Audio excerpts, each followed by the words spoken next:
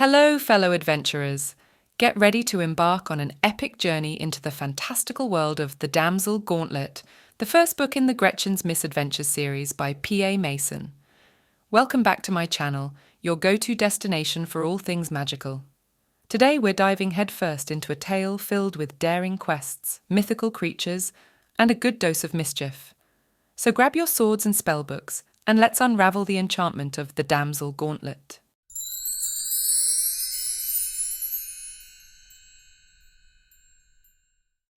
Chapter 1. Gretchen stumbled into the Salton Bog, plucking leaves from her braid while mumbling under her breath. When she turned her attention to the crowd, her eyes widened at the regulars who'd turned to smirk at her. Broom problems? Jurgen snickered from behind the bar as he poured ale from a barrel. Gretchen clicked her teeth shut and cleared her throat. Need to get that darn thing back to the shop. Can't get good service these days. And I'll hear no guff from you lot, or I swear I'll curse your trousers to itch for months. The crowd broke out in laughter, only too aware of Gretchen's lack of prowess in the curse department. She spotted Nora sitting at their usual table. Heaving a deep breath, she trod over and sank to the stool beside her. Tough day? Nora had the decency to hide her smirk behind her hand, and Gretchen closed her eyes with a sigh. That alchemist stiffed me on most of the supplies I ordered. A customer changed her mind on the vermin poison, and Mulligan got into the pickled livers again. She curled her lip. Filthy feline has been farting all afternoon. Nora let out an almighty cackle as Jurgen ambled over with a mug. Gretchen narrowed her eyes. How's the itch? Coming up with the right potion to treat a troll for eczema had been tedious. He reached for his neck, and Gretchen snatched her mug, before he riddled it with whatever was crawling around under his plush fur. Better, but still a pain in my rear end, he groaned as he scratched. Well, it might help some if you had a bath once in a while. The soap I made is part of the treatment. Gretchen took a sip and arched her eyebrow. Doesn't bother me that much. Jurgen turned before Gretchen could reply. There's just no appreciation, is there? Nora waved her mug in the air. Slaving away over a cauldron all day, and people can't even follow simple directions. It was easy for her to say. At least she was on a retainer with a wealthy baron, which meant she spent most of her afternoons languishing away in a dump like the Salton Bog. There were only so many hexes the baron could dream up in one day. I'm not in a position to turn down paying customers, no matter how unappreciative. Gretchen's shoulders slumped, and she smacked her lips. This is what comes of free trade, you know, all of us undercutting each other and living in squalor because of it. If we could just organise. Gretchen rubbed her forehead and zoned out. It usually took longer for Nora to get on her soapbox about that kind of thing, and once she started, there was no stopping her. Seeking distraction, she surveyed the room's inhabitants.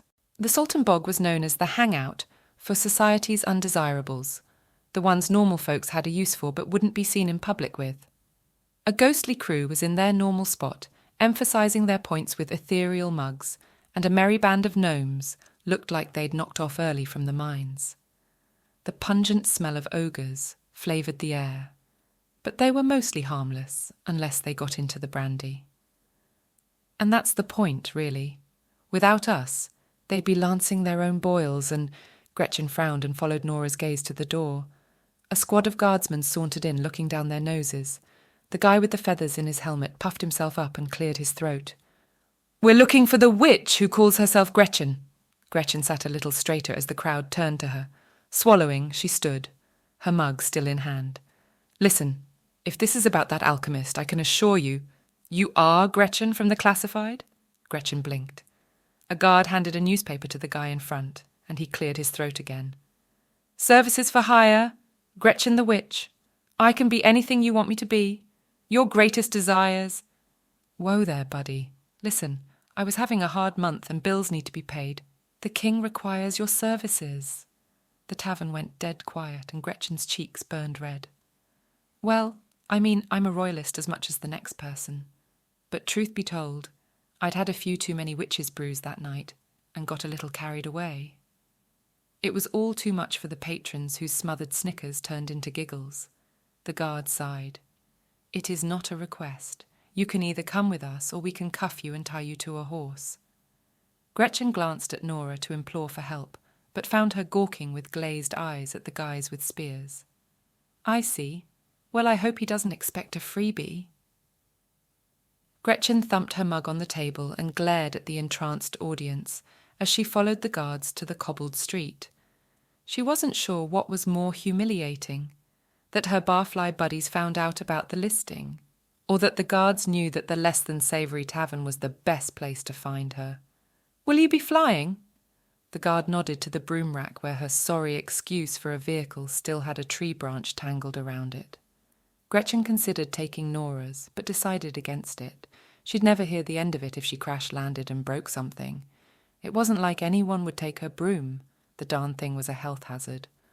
"I'll roll with you fellas if you don't mind." Gretchen straightened her hat and picked out another leaf. The guard shrugged and mounted, holding out a hand to help her up. Gretchen clambered on the beast, who snorted at her clumsy horsemanship. "So, the king, huh? Over at the palace, or maybe a quiet little hunting lodge in the mountains. They say the queen can have a wicked temper." "The queen insisted." The guard frowned over his shoulder. "She said there's no better way to be sure he's worthy." Gretchen frowned and scratched her head. Whatever games the king and queen played amongst themselves was none of her concern. If it meant a healthy dose of the king's coin, she would leave her dignity at the door. It didn't sound like the guard was up for a discussion on the merits of the situation, and she wasn't about to ask him for pointers.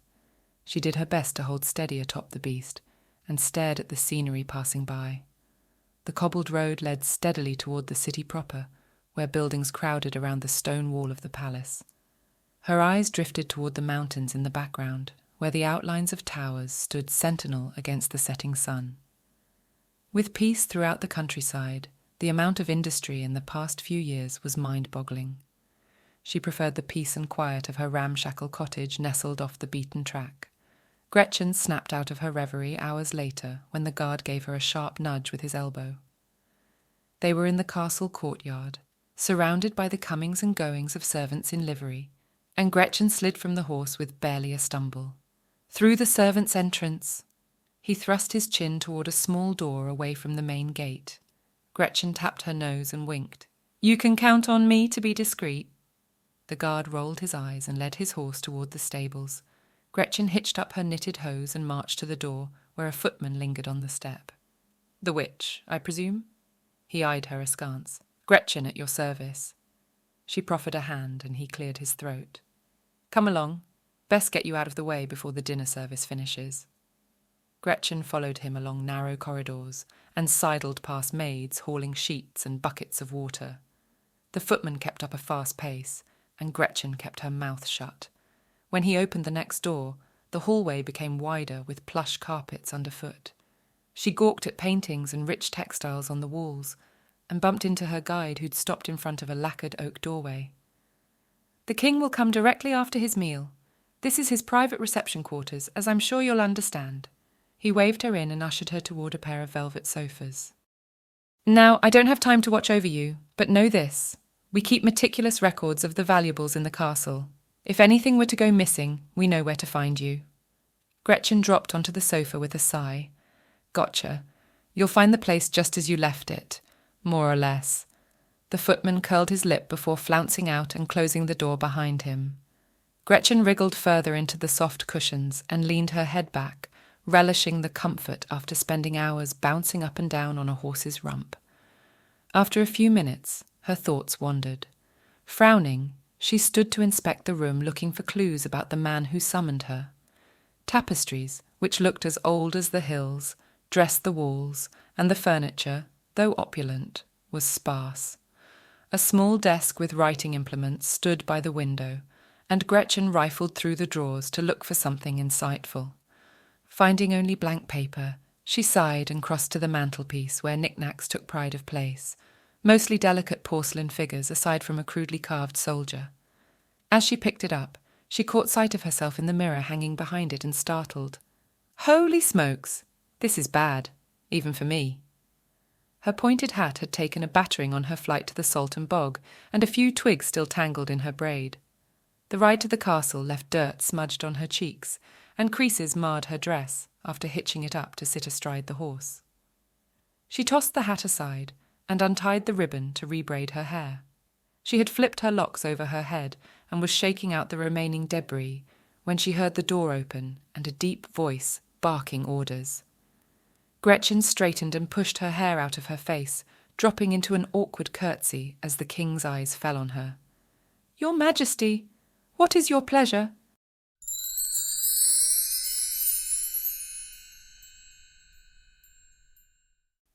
Chapter 2. The king glanced at the woody litter at Gretchen's feet. The lithe figure of the queen squeezed past him. "Oh, darling, she's perfect. I told you she would do just nicely." Gretchen's cheeks burned, and she lowered her eyes. "Well, I mean, I've drawn the eye of one or two over the years. Not that I'm the boastful type, but... Mandel, what do you think?" The king's booming voice had drawn closer, and Gretchen risked a glance to see another man glide in, all frilly collars and cuffs. "Absolutely hideous, sire. Disgusting. I couldn't have done better myself." "Hideous?" Gretchen puffed herself up. "Now see here." The king held up a silencing hand and sank onto the sofa.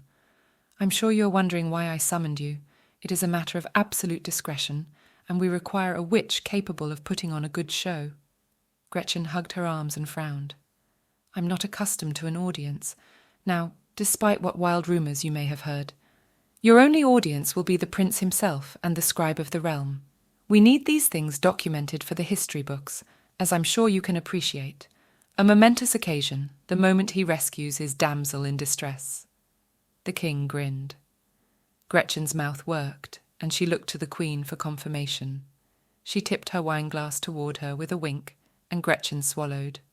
"Why, your Majesty, I couldn't possibly accept this honour. You expect your son to shack up with some broad he's never met, with such a colourful history. What are you implying about Princess Sienna?" The king's face became mottled with rage, and Gretchen leaned back with a hand over her chest. "Princess Sienna?" Mandel took a step forward and cleared his throat. "We should make ourselves plain. Young Prince Jacob must prove himself worthy to the realm by saving poor Princess Sienna, who is, regrettably, locked in a tower in the lands beyond the mountains." He gave a nod to the king and carried on. "With widespread peace there is a lack of suitable foes to vanquish. Our company provides the ultimate gauntlet in these kinds of situations to ensure the people remain in awe of their mighty rulers." Gretchen drew her brows together in concentration. "Your part, madam, will be to put up a struggle for Prince Jacob before he progresses onto the dragon." Mandel's smile didn't meet his eyes. "Me?" Gretchen scratched at her scalp absently. "A foe? Did I hear the word vanquish? Because struggle and vanquish are two very different things, and if I need to calculate danger money into my fee, I should really know what I'm getting myself into." "You will be recompensed accordingly. A handsome sum should you agree to sign a confidentiality agreement." The king pressed his fingertips together, his face sombre. "A handsome sum, eh?" Gretchen's hand crept down to scratch her rump. "Well, if I get one thing that's handsome tonight, may as well be coin." "Excellent. So, we're agreed." The king reached to grasp the queen's hand. "Mandel, take her to the others. I tire of the stench." Gretchen opened her mouth in indignation, and Mandel caught her elbow to march her out the door. When they were out of earshot of the guards, Mandel let out a pathetic moan. "No room for creative license. It's always the same with that sort. Micromanagement in its direst form. Witches hardly make for an impressive display. Most can't even conjure so much as a dead mouse, and they always tie the bonuses to the performance." He stopped with his mouth open and clicked his teeth shut. "Well, I'm glad to be such a valuable acquisition to your circus, is it?" Gretchen snorted and yanked her elbow from his grip. "Mandel's mythical menage, an exclusive troupe, I'll have you know, of exotic performers catering to every taste." He glared from the corner of his eye. "A creature of your stature should be humbled at the opportunity to be among our ranks." "If us witches are so lowly, why would the queen ask for me then, huh?" "Pah! Whimsical notions of witches zapping people with lightning out of some bad fairy tale. I'll bet you'd struggle to stir up so much as a breeze." Gretchen harumphed as she strode past Mandel down a spiral staircase bare of ornamentation. Maybe not lightning, but given enough time she could summon the energy to at least deliver a smarting sizzle. Maybe not on the intended target, but that was splitting hairs. A reinforced door sat between two torch sconces at the bottom of the stairs. Mandel unhooked a keyring from his belt and began trying each one. Exclusive, you say? The kind of exclusive that gets locked up in a dungeon? Helps the queen sleep easier, he muttered. The thought of playing host to a dragon was too much to bear. The lock snapped open, and Mandel waved Gretchen toward the door. You're not coming? She eyed the dim room askance.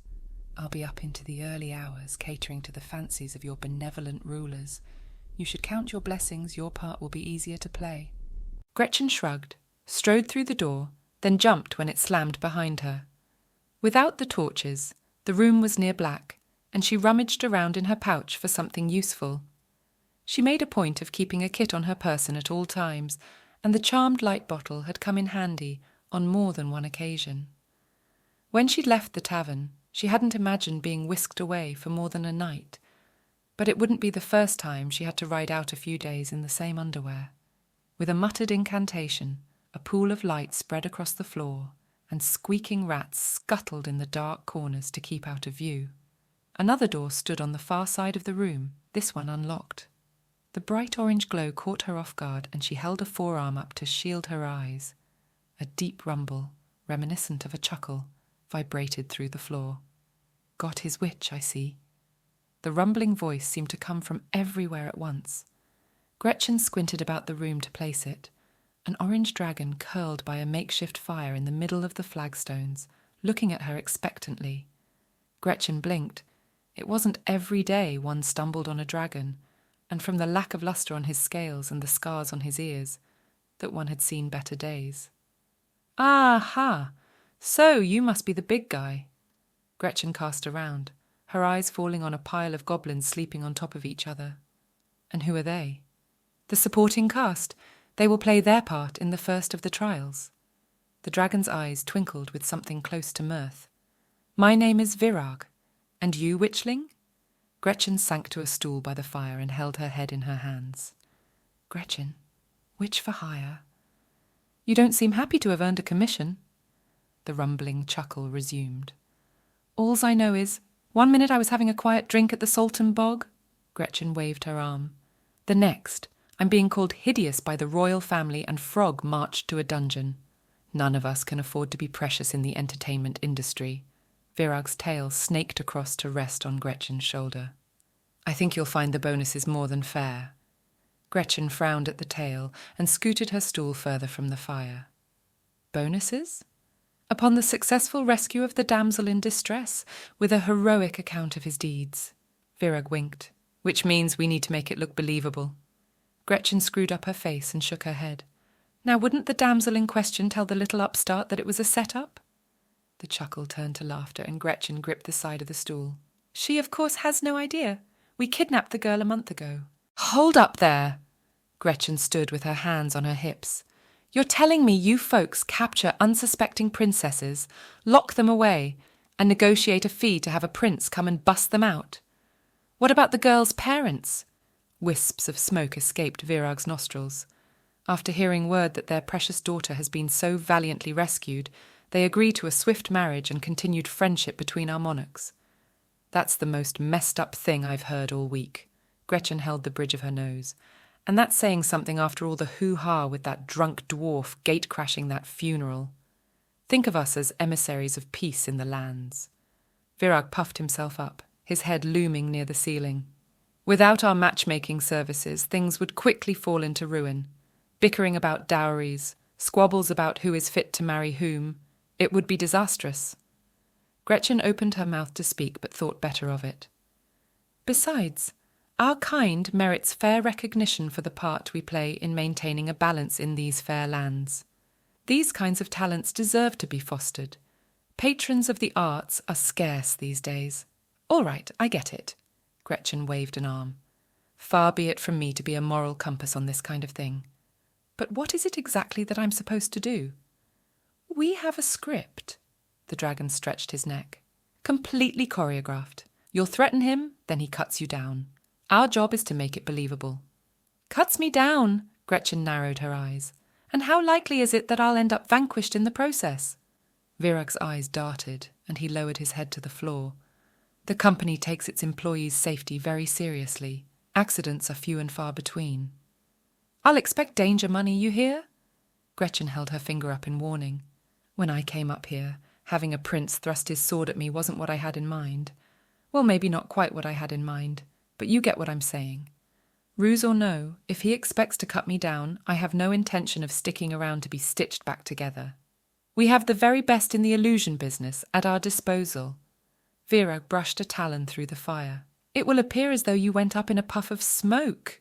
Gretchen grumbled and sank back on her stool, pulling off her hat. She had her money on Vera being the brains of the operation, and Mandel being the friendly face for the customers.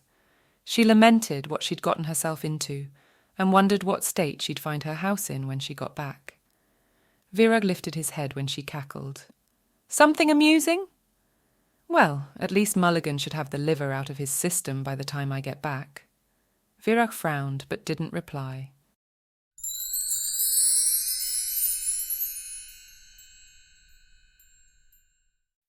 Chapter 3. Gretchen woke to a green face with pointed ears hovering over her. She sprang up from the haystack she'd curled up in and glared. Now who do you think you are there, fella? Waking a poor woman with that ugly mug, you should be ashamed of yourself. The goblin chortled and turned to the others, speaking in a guttural tongue. They're harmless.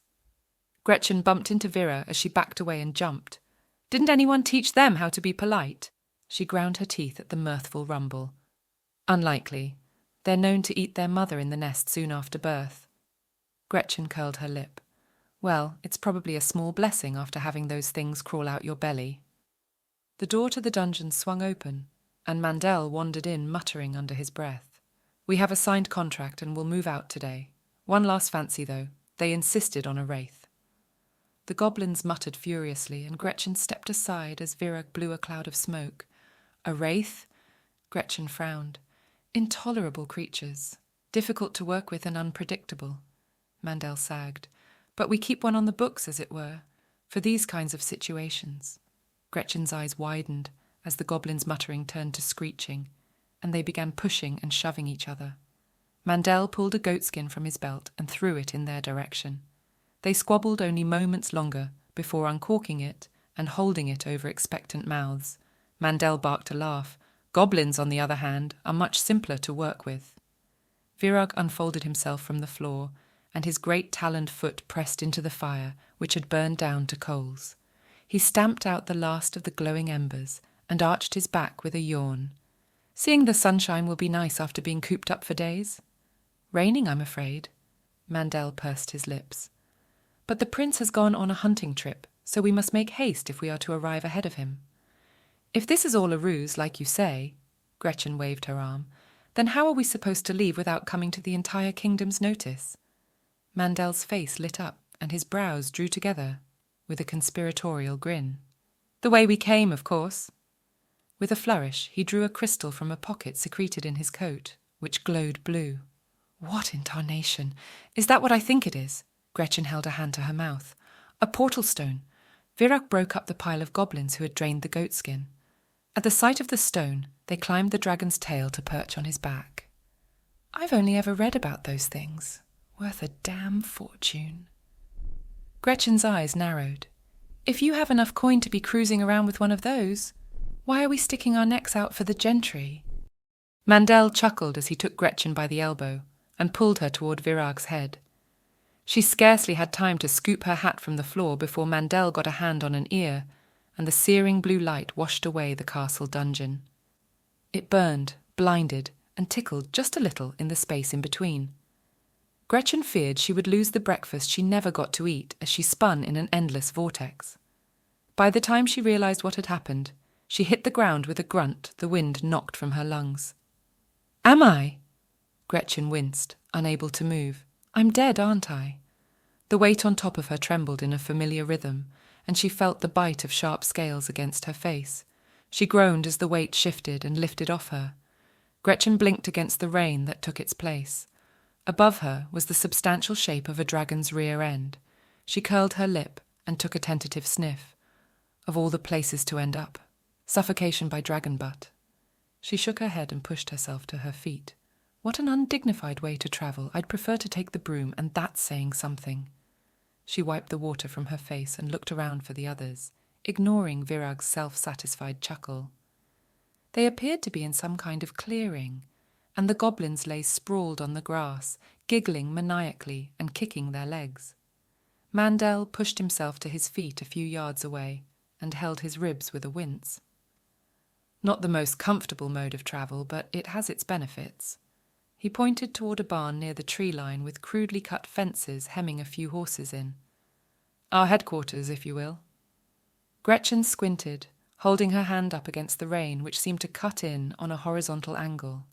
A stone dwelling stood by the barn, almost melting into the drab landscape. The welcome sight of smoke billowing from the chimney sent a shiver through her already sodden shoulders. Virag ambled toward the barn, sending tremors through the ground, which set Gretchen's teeth on edge. "Come along now. The goblins will take care of themselves." Mandel waved her on. Gretchen spared a glance to the creatures, now muddy, as they rolled around in fits of glee as she trudged across the clearing. She wondered absently at who would find them intimidating, and decided they must be there for their aesthetics. Thunder boomed overhead, and Gretchen jumped before picking up the pace. As she drew near, she noted the stone cottage was a fair size, but nowhere near big enough to cater to Virag's bulk. The doors to the barn swung open to his approach, and he ducked his head as he crawled inside. Given the horses in the pen didn't so much as lift their heads from their hay, Gretchen figured that was his usual haunt. "So, this troop of yours," she nodded toward the barn. "You get a lot of business," Mandel chuckled. "We do a fine trade, from damsels in distress to epic threats to kingdoms when a monarch is out of favour." Gretchen rolled her eyes. "Nice." Mandel crossed the threshold to the cottage, and Gretchen stumbled in after him, hugging her arms against the cold. The enveloping warmth of the kitchen with a roaring fire was welcome, and she sank onto a bench by a large table. "About time." A rotund woman by the fire waved a spoon. "If I had to entertain that man a moment longer, I'd have crawled into the fire and been done with it. A face like a cat's caboose, if you ask me." Yes, Mrs. Hughes." Mandel held up his hand in supplication. "We all appreciate your fine hospitality. We shall be on our way this afternoon, and he will rejoin the prince's party." Mrs. Hughes harumphed and narrowed her eyes. "And I suppose you'll be wanting breakfast?" "Please." Mandel flashed a winning smile which seemed to soften her. Gretchen cleared her throat, and Mrs. Hughes glanced at her, then back to Mandel. "Found a replacement witch, I see." "A replacement?" Gretchen frowned. "What happened to the last one?" Mandel waved his arm as if it were of no consequence. "She departed the company some time ago. Witches aren't much called for, but the Queen saw your little advertisement and insisted on you personally." Mrs. Hughes raised her eyebrows but said nothing and began bustling around the kitchen, armed with her spoon. Gretchen's cheeks burned, and she ducked her head, cursing her impulsiveness. She'd almost forgotten sending it off entirely. "After breakfast we will meet in the barn to discuss the plan before getting the caravan together for the trek to the mountain." Mandel clapped his hands together. "We will collect the wraith en route." With that, he turned on his heel and marched through the kitchen to what looked like a drawing room beyond. Gretchen propped her head on her hands and sighed. Mrs. Hughes was industrious, cracking eggs one-handed while stirring a cauldron with what smelled like oatmeal bubbling inside. With a drizzle of honey on top, she gave a satisfied nod and lifted the pot off the fire.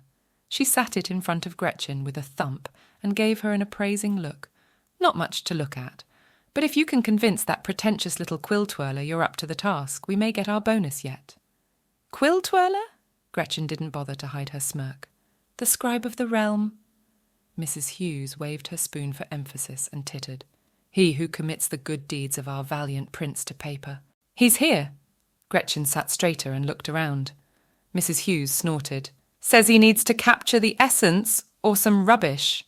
If you ask me, he's only here to make sure the king gets his money's worth." Gretchen mulled that over as Mrs. Hughes set the table and bellowed something out the window to get the goblin's attention. She arranged a tray complete with a small vase and flower, and when Gretchen quirked an eyebrow, she turned her nose into the air and harumphed. "For the master!" She swept out of the room in time for the goblins to come tumbling in with 3 sombre men wearing deep blue hoods. Gretchen sat back as the goblins tore up the oatmeal in front of them, and one of the men nodded her way. "Greetings. We are the Corley brothers. You must be the replacement witch." Gretchen screwed up her face. "Replacement. Yeah, Gretchen's the name." The brothers folded themselves over the bench across from her, almost in one fluid movement.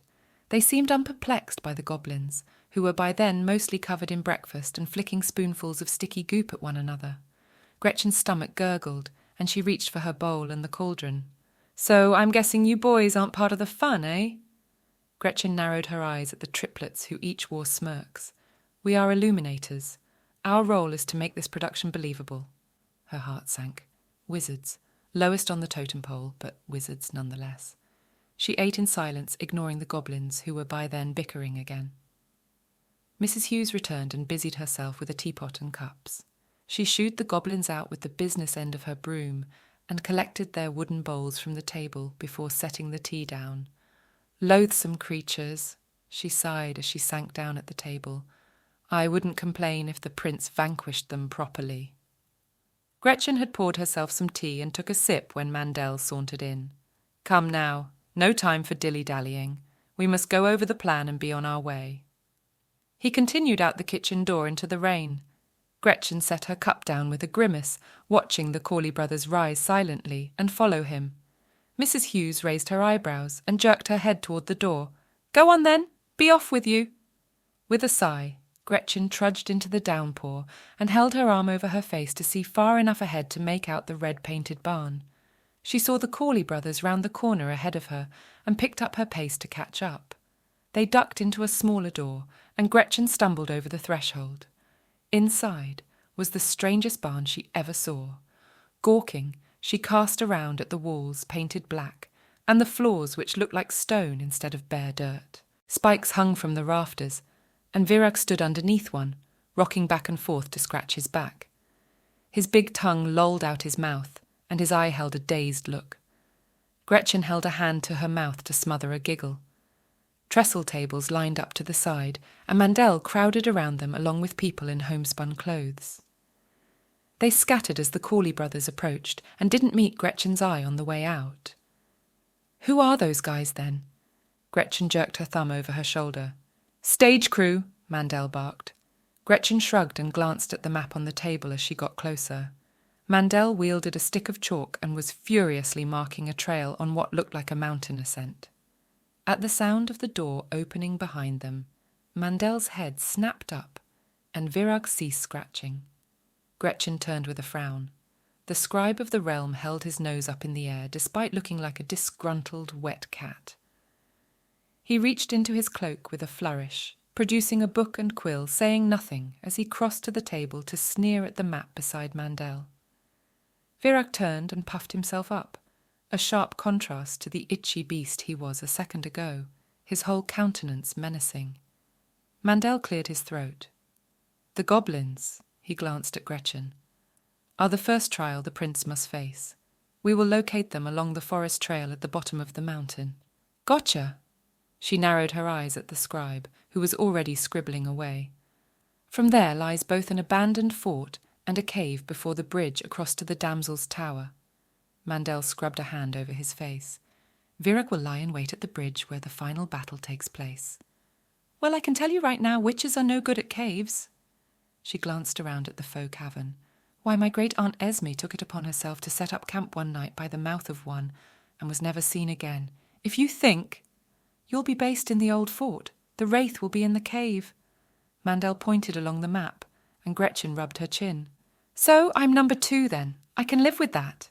I was never much inclined to go running up and down mountains. Got weak ankles, you see."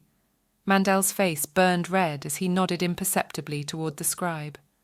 Gretchen clicked her teeth together and stared at the little man, who looked like he had a turd hanging under his nose. She pitched her voice a little louder. "Besides, a fort will have the proper facilities to boil a good prince broth. I prefer to turn 'em into jam if I can, but I doubt there'll be many bags of sugar lying around someplace like that."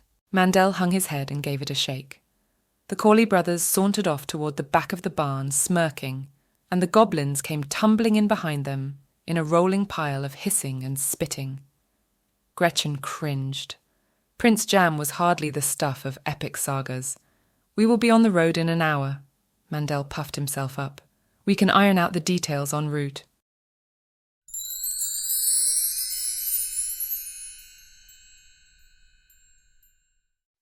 Chapter 4. Gretchen cursed as the wagon jolted over another rock. What do I pay taxes for? The roads in this kingdom are appalling.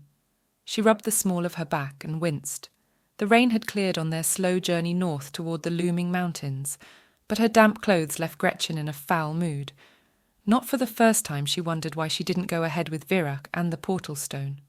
One of the Corley brothers, she couldn't tell them apart, chuckled. We left the boundary of our realm hours ago. These lands have been disputed for generations. Gretchen curled her lip and sighed. The Wraith's tower is not far ahead. You can rest while Mandel convinces him to join us. The shared smirks on the brothers' faces were uncanny.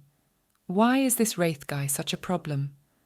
Because he was a knight in a previous life. He doesn't much enjoy having to lose. Gretchen's brows furrowed. We have a few ghostly types around home. Mostly they work at heights surveying the lands.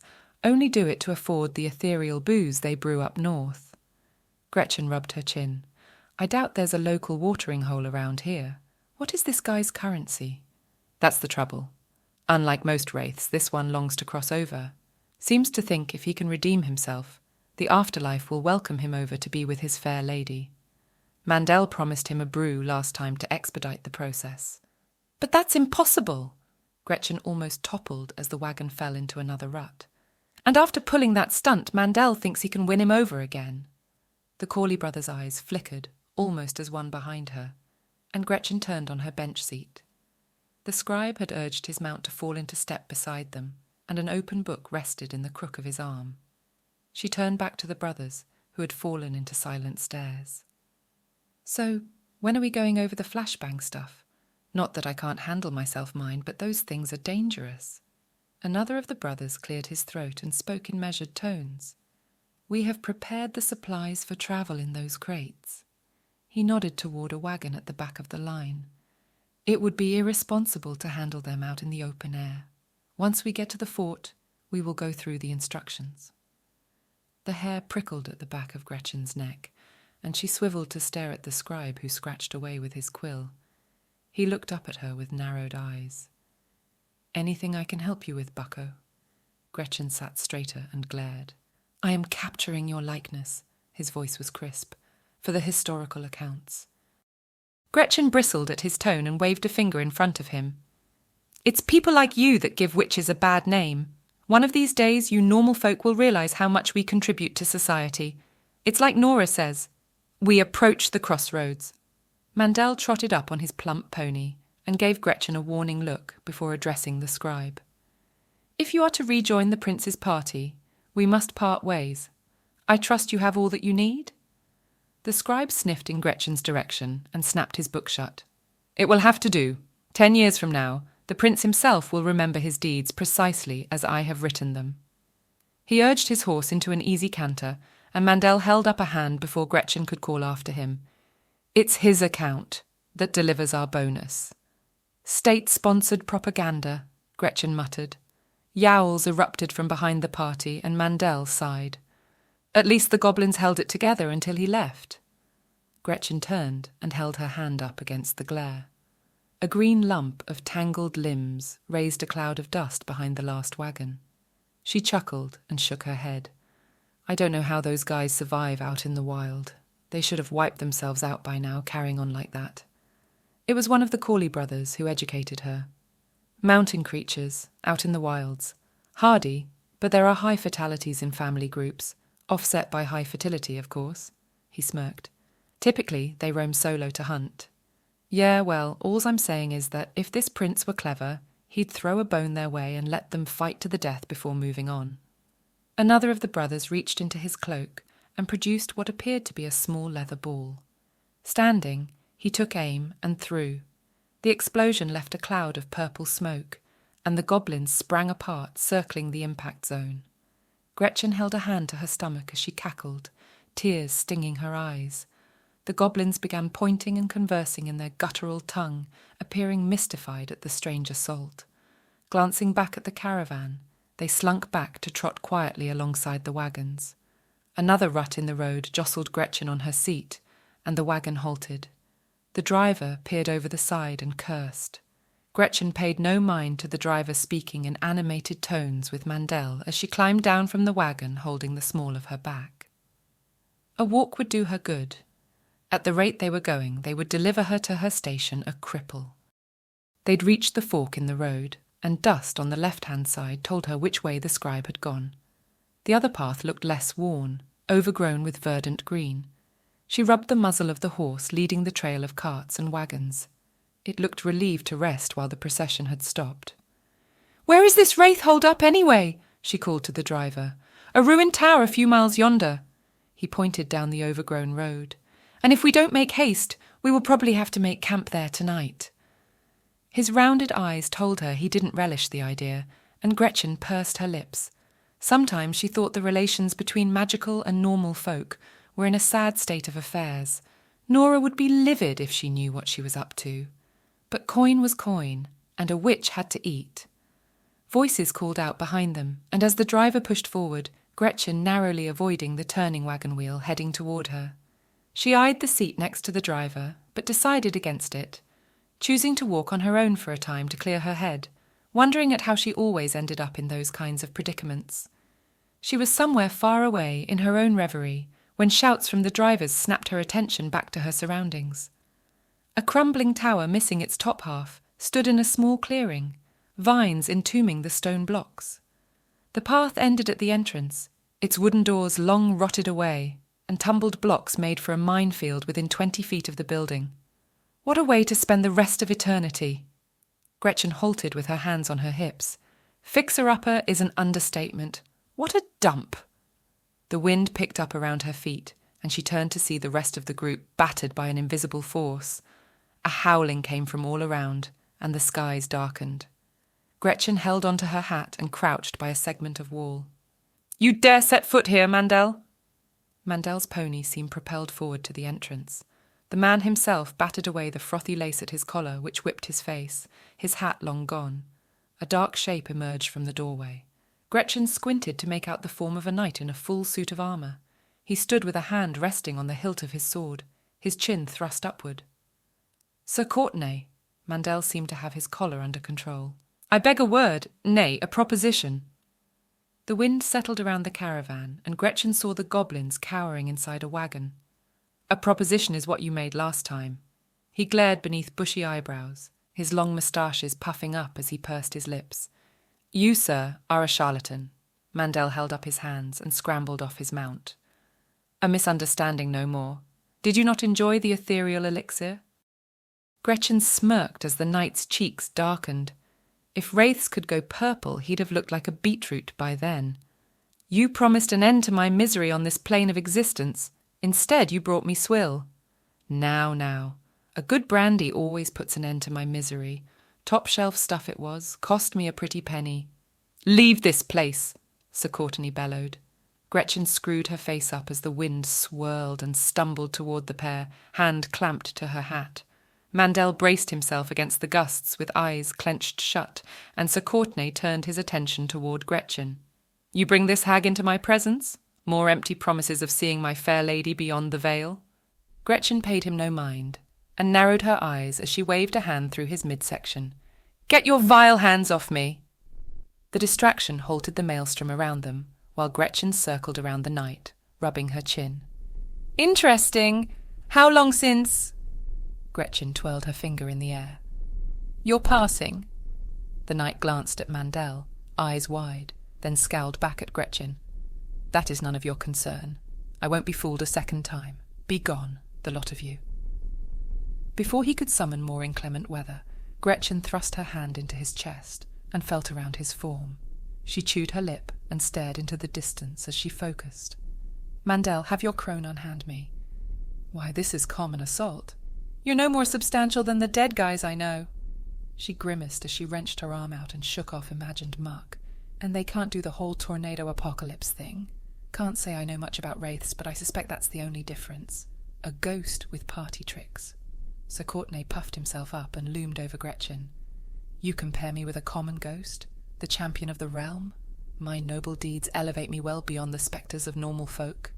Gretchen grinned and shook her head. I'll bet an elemental was involved in your demise, bit you on the backside and left some of their essence behind. He recoiled at that, and Gretchen's face lit up. Aha, complicated your passing and left you stranded here. Gretchen waved her hand. There's plenty of examples of wizards who came upon their weather skills in strange circumstances. Rumours about consorting with elementals for that purpose. But for it to interfere in that moment, what a bummer. Sir Courtenay sagged and his face filled with anguish. Mandel backed away and gave Gretchen a subtle nod. The night of my demise brought with it a wicked storm. He sank to a nearby block and stared at his feet. We were patrolling against a horde of goblins that threatened our borders. Our party was separated, and my steed lost its footing over a cliff. Gretchen let out a low whistle. I can see why you have some hang-ups over it. Not exactly the heroic death of ballads now, is it? Mandel made slashing motions across his neck, and Gretchen blinked. Of course, I mean defending against goblins is a noble pursuit. Her mouth twisted into a wry grin as she glanced back at the wagon the others huddled in. But your sword never stood a chance against a storm. Aye, Sir Courtenay sniffed, and now I'm cursed to walk this earth, while my Lady Helena rests in the realm beyond. Gretchen held her fists on her hips and cocked her head. Well, seeing as though you have plenty of time on your hands, how about you do a good deed and help the living? Testing the mettle of a princeling sounds exactly like your bag. Sir Courtenay flew up, glaring at Gretchen, and stood nose to nose with her. Those tests are a farce. Back in my day you wouldn't see the like. Made of proper stuff we were. He pointed toward the caravan.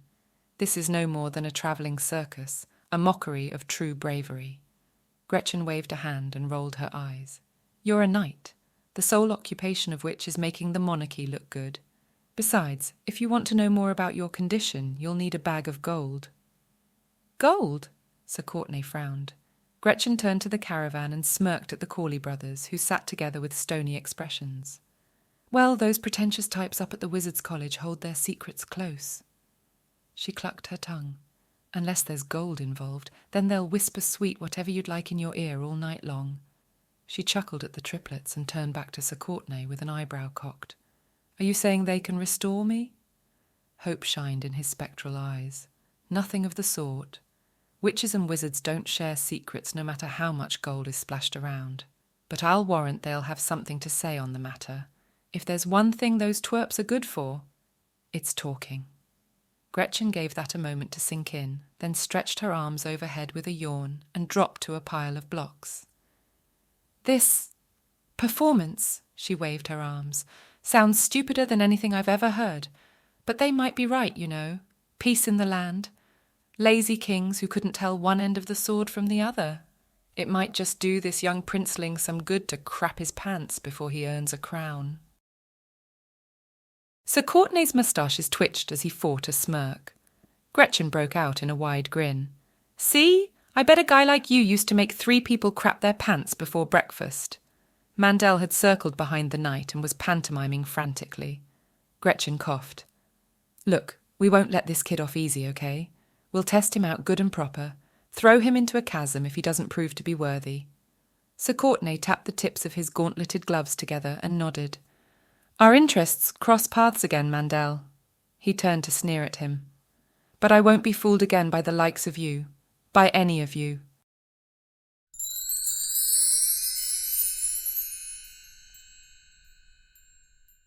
Chapter 5. The roads only got worse. With waning light ahead, the party pushed onto the mountain's base and camped under the stars. When Gretchen woke, she almost smashed her face into the wagon's axle. Haven't these people heard of tents? She grumbled. There was a flurry of activity in the camp despite the sun barely illuminating the clearing.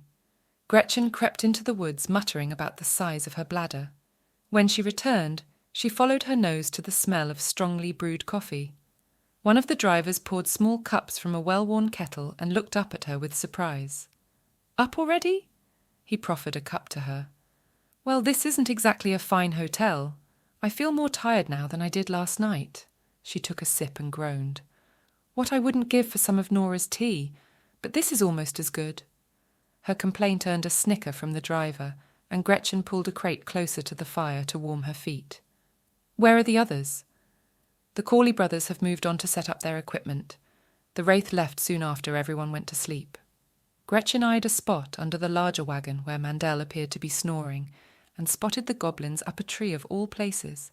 Their eyes were closed and arms crossed as they hung upside down. "I'm assuming that's the tower in question."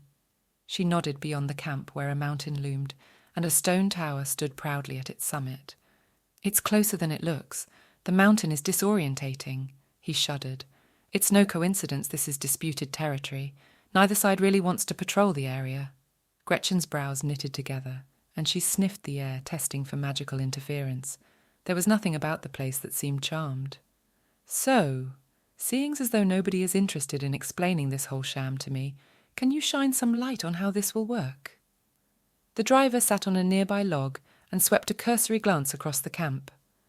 Mandel hadn't moved since Gretchen sat, and the driver nodded to himself and took a sip of coffee. "The prince's party will be approached with news of the damsel in distress not far from here. Apparently the pair met at some fancy mixer not long before we kidnapped her. Took quite a shine to her, so we're told. There is only one path up the mountain, and the goblins will be stationed in the lower woods."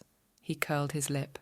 "We used to work with ogres. They were easier to deal with, but can get overzealous in a fight." Gretchen shrugged. She'd seen the ogres at the Salt and Bog get into tousles after a few too many brandies. "Further along is an abandoned fort, mostly just dust inside. Makes a good staging point for the Corley brothers' tricks." He coughed. "We've had a few different performers operate in there. Beyond that is a cave. Right cavernous, too. We only use that if we have to. Anything explosive in there is dangerous.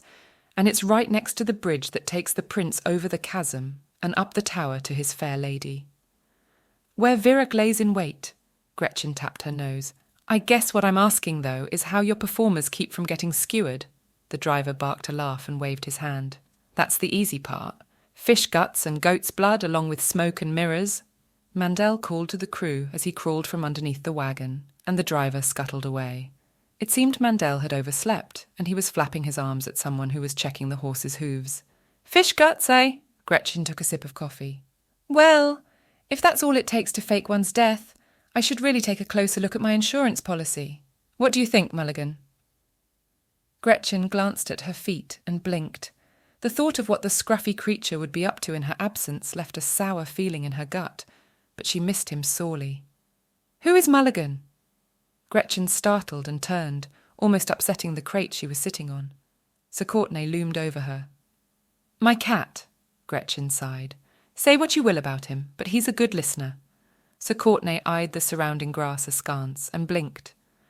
"The tricksters are well ahead of us. The prince's party is a day's ride behind." He waved at the camp. "Yet we sit around here like lumps." Gretchen smirked at the sound of Mandel shouting and stood to stretch her arms overhead. "Looks like we'll be on our way any minute. Not that I relish the idea of bouncing around on a wagon again. Never thought I'd miss my broom, but my rump feels like it's been tenderized." Gretchen rubbed her aching muscles. "That Virag could come back and fly us all up.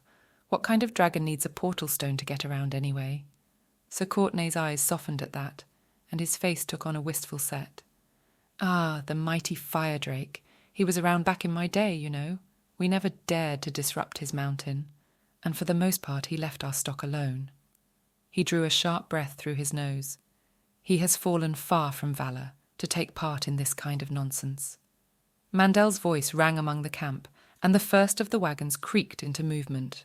The goblins fell from the tree into neat somersaults and stood crouched, eyes darting around them. "I suspect goblins made up the better part of his diet back then." Sir Courtenay held out a hand, and a whirlwind picked up around Gretchen's feet, smothering the flames left on the fire. "I doubt roast goblin is all that appetizing. I've read somewhere that dried goblin ears make for the best sleep tonic. Maybe Virak was a little snoozier back then." The wagon driver responsible for the coffee came over and plucked the cup from Gretchen's hand and collected the remnants of the morning's meal. "We must push on. If you'd prefer to walk, I suggest you get ahead of the wagons. The roads are dusty on the climb." Gretchen glanced at Sir Courtenay and rubbed her rump. I suppose I could call this a field trip. My pantry is woefully empty. If I find any green speckled mushrooms up there, I may well end up with enough coin to take a vacation. Sir Courtenay said nothing, and turned to float away through the dense forest, paying no mind to the trunks in his path. Gretchen shrugged and followed at a slower pace, navigating around rocks and low branches. She kept the trail to her right, and within earshot as she foraged, which wasn't difficult given the clamour the caravan made. It wasn't long before she'd stuffed the small pouch she always kept for foraging opportunities with comfrey and toadflax cuttings. She kept her eyes on the forest floor, though, ready to dump the bag's contents should anything more valuable turn up. As she picked around the undergrowth with a stick, she stumbled over a hunched figure in a grey cloak. "Careful," the Corley brother hissed. "These ingredients are dangerous." Gretchen righted herself and held a hand to her chest. "Holy smokes! Scared me half to death." She peered at the hollowed tree he was stuffing bags into. "You plan on blasting this tree into the sky or something?" He wiped his hands and covered the hole with a wooden shield plastered with mud and sticks. "This is the staging ground for the first battle. I need to have my supplies ready."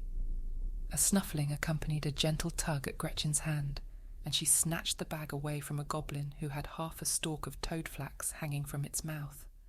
It chewed and swallowed before clambering up the tree trunk, and Gretchen gawked upward at the massive twisted limbs. The goblins each had their own perch, and were for once being quiet as they groomed themselves with purple tongues. "So, I guess this is where we leave these guys? The fort isn't far ahead. I'll stay here to make sure they don't annihilate each other in the meantime." Gretchen followed him back to the road, where one of the wagon drivers loaded an empty crate in the back. The other two brothers stood in the wagon bed, prodding around their supplies. They looked up and said nothing, but seemed to communicate something, as the wagon ambled forward, leaving the third brother to melt back into the forest. Gretchen lifted her foraging bag for a tentative sniff. "Ah! Goblin stink!" She upended the bag and shook out its contents. No telling what that would do to a healing brew. She considered staying with the wagons, but couldn't shake the ominous feeling clawing in her gut. A damsel was in distress. A prince was coming. All is not as it seems. He planned on poking holes in Gretchen with something both sharp and pointy, and no amount of goat's blood or fish guts would assure her she'd make it out in one piece. The gold. Think of the gold, she muttered to herself. Hitching her knitted hose up, she stomped back into the forest, determined to find something more useful than goblin snacks on that leg of the journey. By the time she'd refilled her bag, there was a hole in her shoe and cobwebs in her hair.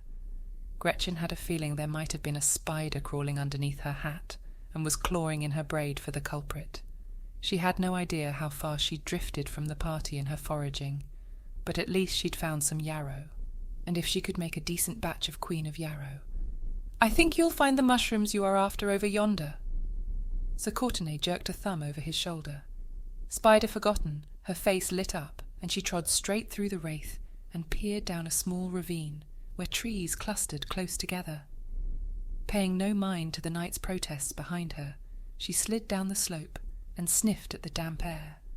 Clustered among the roots were clumps of speckled green mushrooms, enough to pay for an entire apocrypha of ingredients. She frantically shook to empty her bag and plucked at her prize, being mindful not to break the stalks from the cups. When she eased onto her backside and grinned up the slope, she noticed Sir Courtenay's spectral form had disappeared. Casting around, she gazed up at slopes too steep to climb on each side of the ravine. "Sir Courtenay!" she called. Crickets.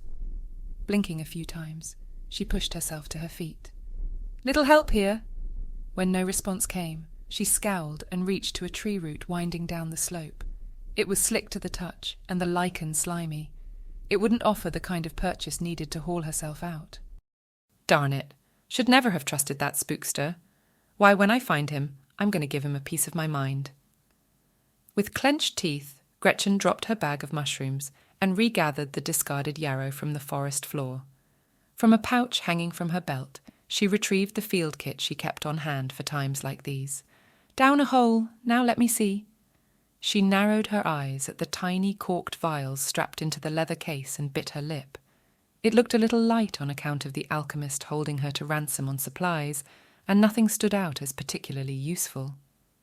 Unless, Gretchen shook her head, dangerous, irresponsible. But she was damned if she was going to stay in that hole while Sir Courtenay collected her paycheck.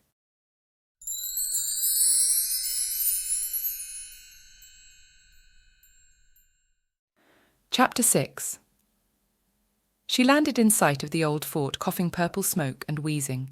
Staggering to her feet, she checked under her shirt to see if the mushrooms had survived the blast. They remained nestled along with her field kit in the waistband of her hose, and she barked a laugh. When she looked up, her face sobered. "What, madam, do you call that?" Mandel's eyebrows climbed his forehead. "A well-placed explosion to get me out of that darn hole. Now, where is that crap-filled suit of armour?" Gretchen spun around, and the caravan behind her squawked with laughter. Gretchen's eyes widened, and she ran hands down her dress to the burned hole in the back where her rump hung out. Her cheeks burned as she turned a glare over her shoulder. "Here, now! You never seen a witch's derriere before? That's a prime piece of real estate right there. I should be charging you gawkers a viewing fee." The laughing turned to snickers, though some drivers had the decency to avert their eyes. Mandel puffed himself up and glowered. "You stray from our party and get lost. With the prince on his way, you let off an almighty explosion, likely visible for miles, and you have the audacity to admonish us." Gretchen wrenched at her skirt and turned, painfully aware of the scorching on her rear end. After unwinding her shawl and tying it in place over the offending hole, she flexed each muscle starting at her toes and rolled her neck with a satisfying crack. Well, I wasn't about to sit this one out, not after coming all this way. She squinted at the sky where the sun's last rays shone directly into her eyes, but there was no missing the plume of purple smoke billowing above the tree line. "Let's call that atmospherics. Encouragement for the young whippersnapper." "This changes nothing, Mandel." Sir Courtenay's head popped up over the ramparts. "I will not be relegated to a cave on account of that harridan. She can work her foul magic in that stinking cavern." "You!" Gretchen glowered and pointed at the knight. "Throw me down a hole, will you? I know a few choice spells to use on your kind, Buster, and if you think—" "Silence!" Mandel held his hands up and stepped up into the wagon bed. "This is my production, carefully planned with our benefactors. A witch in the fort, a wraith in the cave. If you will not play your part, you can depart." Gretchen folded her arms in front of her and pouted. Sir Courtenay breezed down to the wagons with his chin thrust in the air. "You may be able to dress one of your drivers in a frock, but how will you replace someone of my visage?" Mandel's jaw clenched, and he balled his fists at his sides. The drivers and the two Corley brothers stood motionless as they looked on with barely concealed smirks. "Fine," Mandel sagged. "Have it your way. I can station you both in the fort." Gretchen's eyes boggled. "You can't mean that I have to hang out with this screwball. It was a hole last time. What if he conjures up a wind and tosses me off the wall?" "You are a witch, madam. Surely you can handle a ghost." Mandel curled his lip. "Even one with party tricks." He turned to walk away, and a torrent whipped up around him. Gretchen fell backward and cursed as she landed on her tender tushy, clamping her hat to her head. Mandel flew from the ground in a spinning blur, and the Corley brothers leapt into action. From under their cloaks they produced vials, which they hurtled in Sir Courtenay's direction. When they smashed on the ground, a white mist enveloped the knight, freezing him in place. Mandel dropped to the ground with an undignified grunt, and the drivers urged the wagons away from the spectacle. "Is that—" Pain forgotten, Gretchen pushed herself to her feet and circled round the mist. "A freezing potion. We thought it may come in handy when Mandel said we needed him." The Corley brothers stooped to collect the glass from the ground and waved their arms around the site, presumably to contain the spell. "I've half a mind to leave him like that." Mandel yanked at his coat and tucked his lace collar into his shirt. "I hope you have a steady supply." The brothers mumbled their assent, and Gretchen turned to the wagons disappearing down the trail. "Hey," she waved an arm. "You plan on leaving me with this wardrobe malfunction. What am I supposed to do? Moon the prince from the ramparts when he arrives?" "Our supplies are already here." One of the Corley brothers rummaged through a crate by the door. "You are fortunate that we always pack burn salves." The needle and thread are surgical, but they should do the job. Gretchen blinked.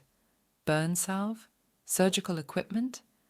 Look, just show me where I can fix myself up and catch a nap. She twisted her skirts. I plan on being ready and rested by the time that guy thaws out. Mandel trudged off grumbling about ale, and Gretchen followed the Corley brother through the main door into the crumbling keep. They ascended stone steps into a draughty hallway filled with spiderwebs and arrived at a door seemingly out of place. Its hinges didn't protest, and the wood seemed sturdy. Beyond was a simple room with sparse furnishings. We expect the prince to reach the woods in the early morning. All being well, he should reach the fort by noon. He set the salve and surgical kit on a small dresser. We can discuss the plan and the props after you have recovered. Gretchen's cheeks burned, and the brother shuffled out of the room. Oh, yeah. She dropped to the narrow bed and leapt up with a hiss at the sting. I should just take these mushrooms and skedaddle, Mulligan. Her breath caught when she looked down to see her familiar absent. She reached for the salve with a sniffle and peeled off her scorched dress. After plastering on the pungent ointment, she reached for her pouch with a shiver. The air in the fort was icy, but she always kept a warming stone on hand. After rubbing it and muttering an incantation, she set it on the dresser and huddled close as she took up her skirts and threaded a needle with what looked like catgut. With some careful alterations she closed the hole, though her skirts, although they rose almost to her knees at the back.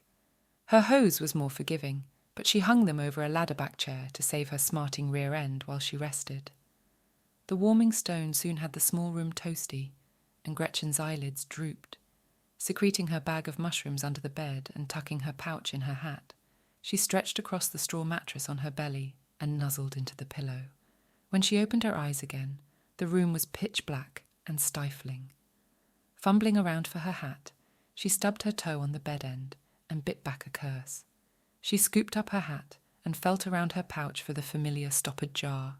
When she grasped it, she whispered a victorious incantation. A cheery glow enveloped the room, and Gretchen zeroed in on the offending hot rock.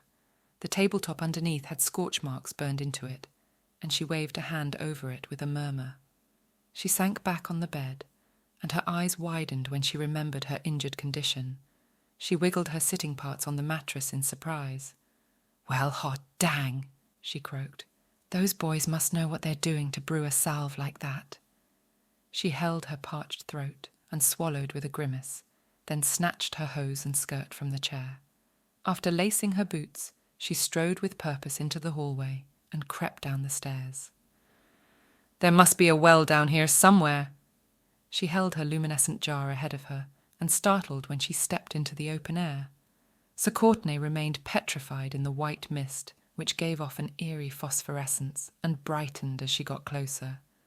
She held the jar up to his face and snickered. Serves you right too, buddy. His eyelid flickered, and Gretchen clucked her tongue.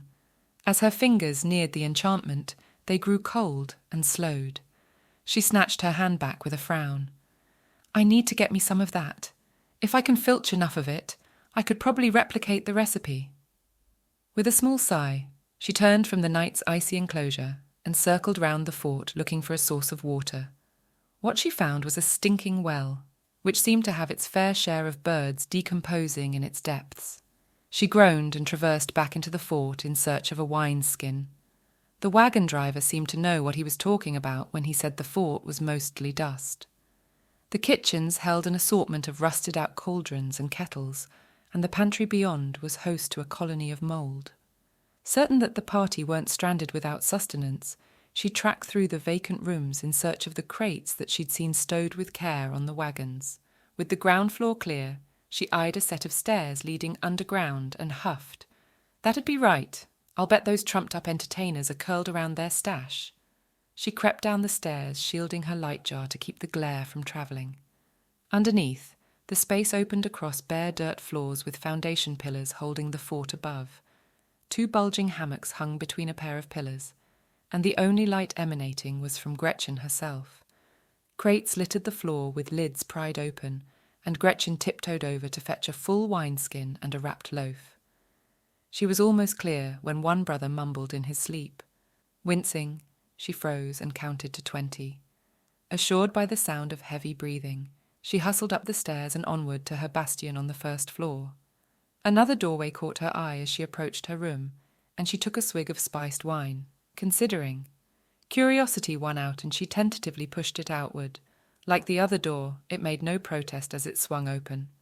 The door led to the walls surrounding the fort, with well-placed holes to fire arrows at a prospective army. Gretchen wandered out, craning her head to peek at the clearing below. She tore off a hunk of bread and chewed idly as she meandered along. After navigating most of the wall, her eye caught on a figure behind her, and she did a double-take. Scorched on the wall was a silhouette she recognized. Unmistakable with a pointed hat, there was no other evidence of her peer's incineration. Not a single bone littered the ground, and when Gretchen held her light closer, she saw a deep red tinge on the ominous shadow. Holy smokes! Gretchen backed into the wall behind her, her mind reeling. A replacement witch. She never found out what happened to her predecessor. Turning on her heel, she fled inside and down the stairs. Keeping up a breakneck pace, she flew past Sir Courtenay, out the gates, and along the trail back into the woods. By the time she stopped to catch her breath, she realized the treetop canopy obscured the moon completely. The small pool of light from her jar seemed inadequate. With her hands on her knees, she slowed her breathing and tried to piece together the information presented to her. Fish guts and goat's blood, the pyrotechnic triplets, a prince whose mission it was to skewer her, burned witch on a wall. Turning, she tried to get her bearings. In her terror, she hadn't heeded which direction she'd gone in. She only knew one way was forward and the other back to the keep. Drawing a sharp breath through her nose, she marched forward, determined to get as much distance between her and that freak show by morning. In the dark, time was meaningless. When her feet started to ache, she began casting around for a likely place to hide. Her spirits lifted when the trail skirted past the edge of a rocky outcrop. Finally, she grumbled. The jagged rock threw ominous shadows as she followed it around to find an accommodating crevice. She stopped short when she rounded a corner, her meagre light ending in pitch black. After taking a few steps forward, she gulped. A cave.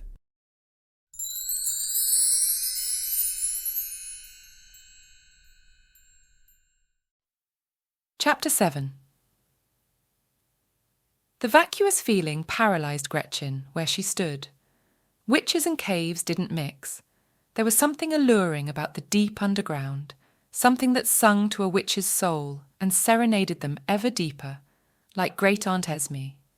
Sometimes Gretchen took comfort in the thought she may still be wandering with subterranean creatures in the dark recesses of the earth, but then there was getting reduced to ashes.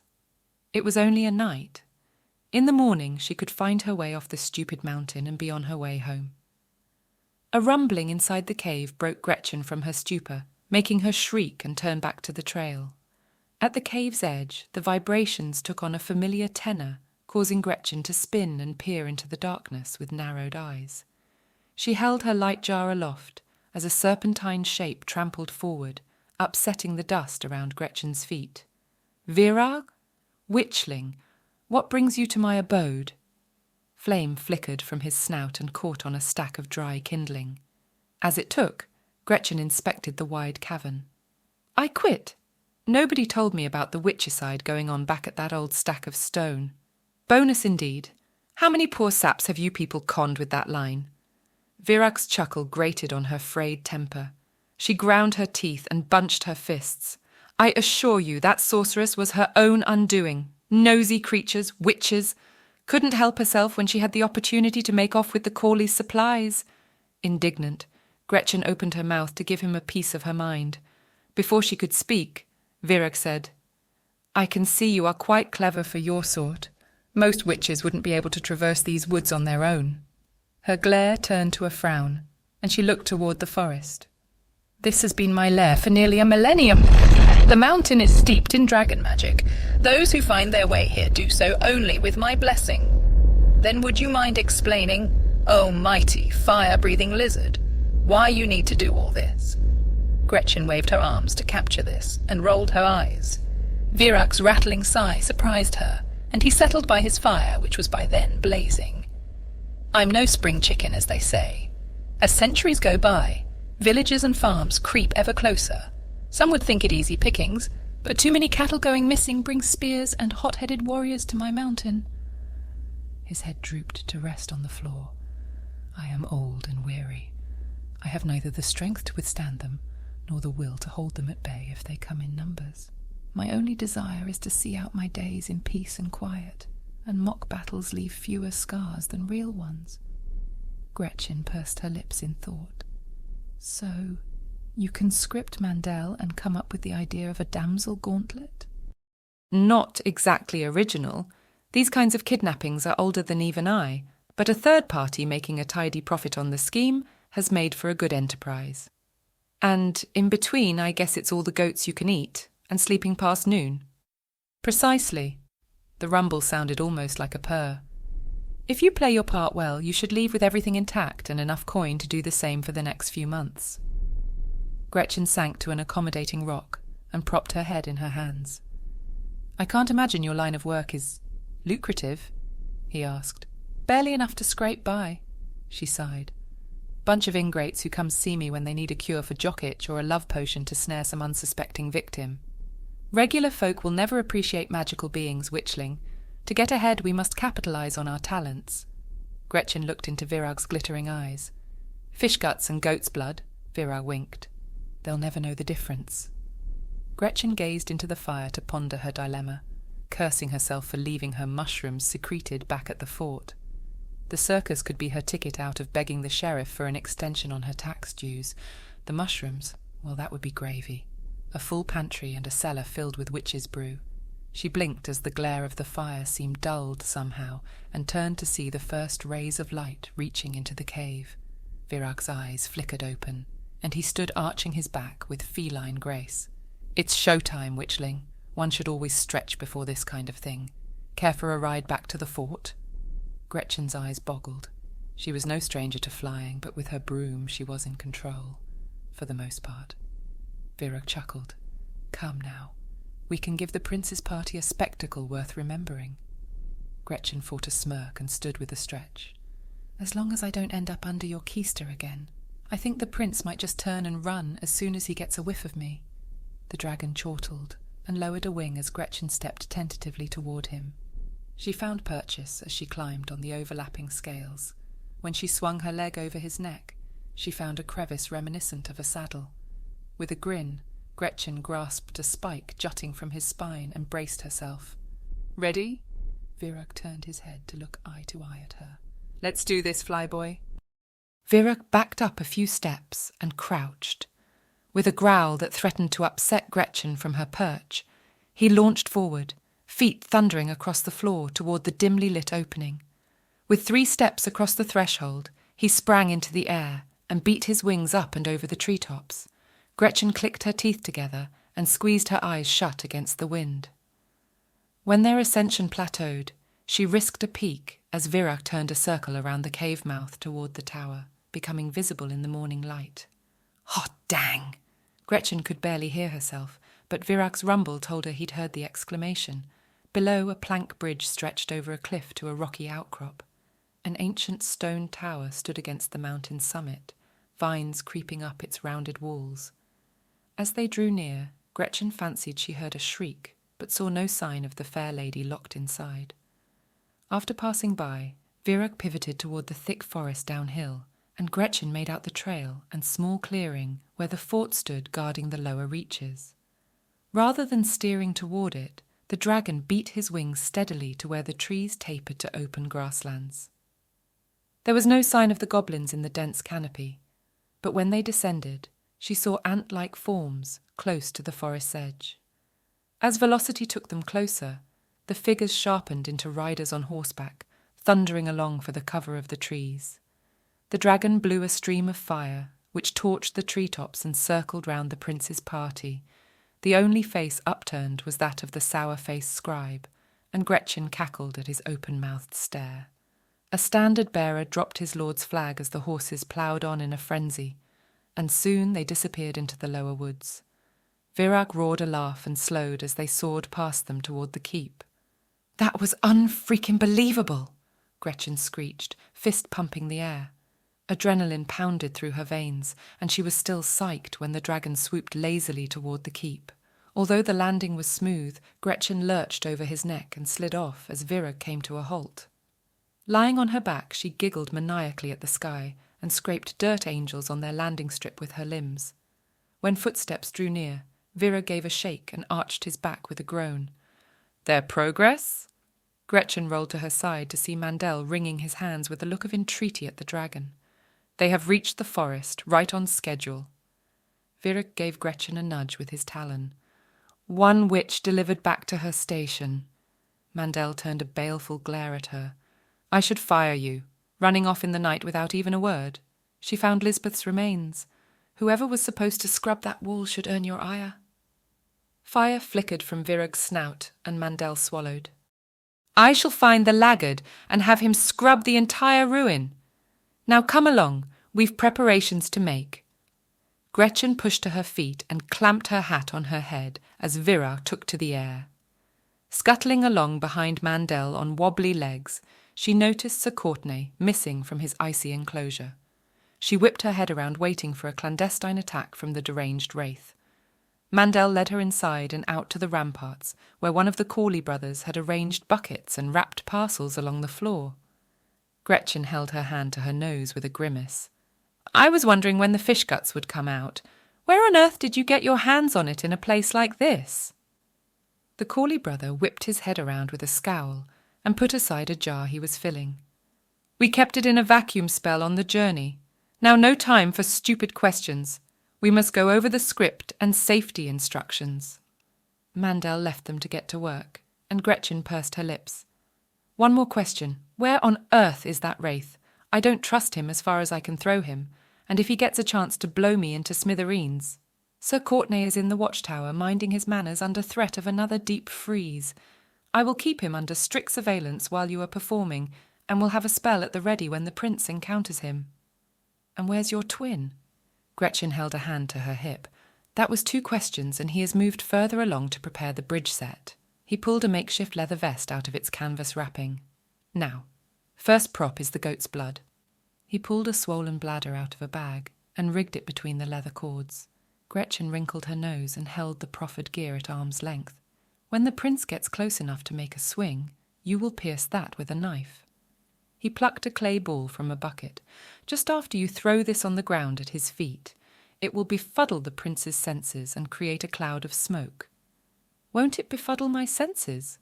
Gretchen sniffed the clay ball and weighed it in her palm. "Most likely, but by the time it does, you will have expired on the ground bleeding out." Gretchen raised her eyebrows and nodded. "And the fish guts?" "All you need to do is push the bucket over as you tumble so it washes down the wall."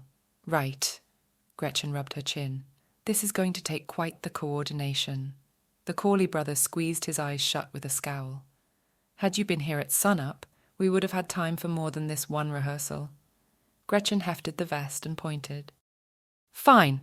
Avert your eyes and I'll get this thing on. You got something written down? Cue cards or something?" He turned as Gretchen unbuttoned her shirt and heaved a sigh. "It's hardly a monologue, but keep in mind the performance is for the party waiting below.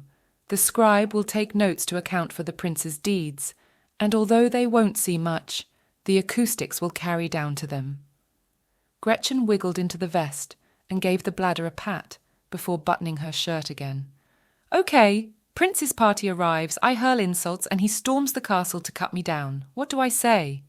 He waved his hand dismissively. "It's simple. Tell him he will never see his fair lady again and that she is locked away in the tower.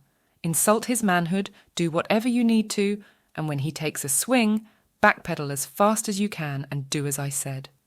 He stooped to pick up a stick and walked past her toward the door. When he turned to heft it, Gretchen's eyes widened. "Now listen here, you young popinjay. That girl is done for. Mark me, she'll be dragon jerky by sunfall. Why, I'll turn you into pickled prince is what I'll do." The Corley brother rolled his eyes and lunged, and with a hiss Gretchen scuttled backward and tripped over her feet. The clay ball flew in the air and landed at her feet, and she cracked her head on an empty bucket, which toppled over the wall. She sat up, rubbing her head, and frowned. "I think your party popper fizzled on the trip." That was a prop. He leaned on his stick and bent to pick up another clay ball. This is the real deal. Mind you don't drop it by accident. A horn sounded below, and they both scrambled to peer over the wall. A haze of red creeping over the tree line followed the dull sound of an explosion in the distance. Almost showtime. Help me clean up this mess. They both hustled to get the supplies out of sight, and as the Corley brother stacked the last crate in the makeshift storeroom, Gretchen's eye caught on a case filled with sparkling blue vials, just like the one used on Sir Courtenay. With deft fingers, she secreted one up her sleeve and dusted her hands. Time to get this show on the road. Don't you worry about me. Just keep that ghost where you can see him. The Corley brother gave her a tight nod and rushed up the stairs ahead of her as Gretchen returned to her post to keep her eye on the courtyard below.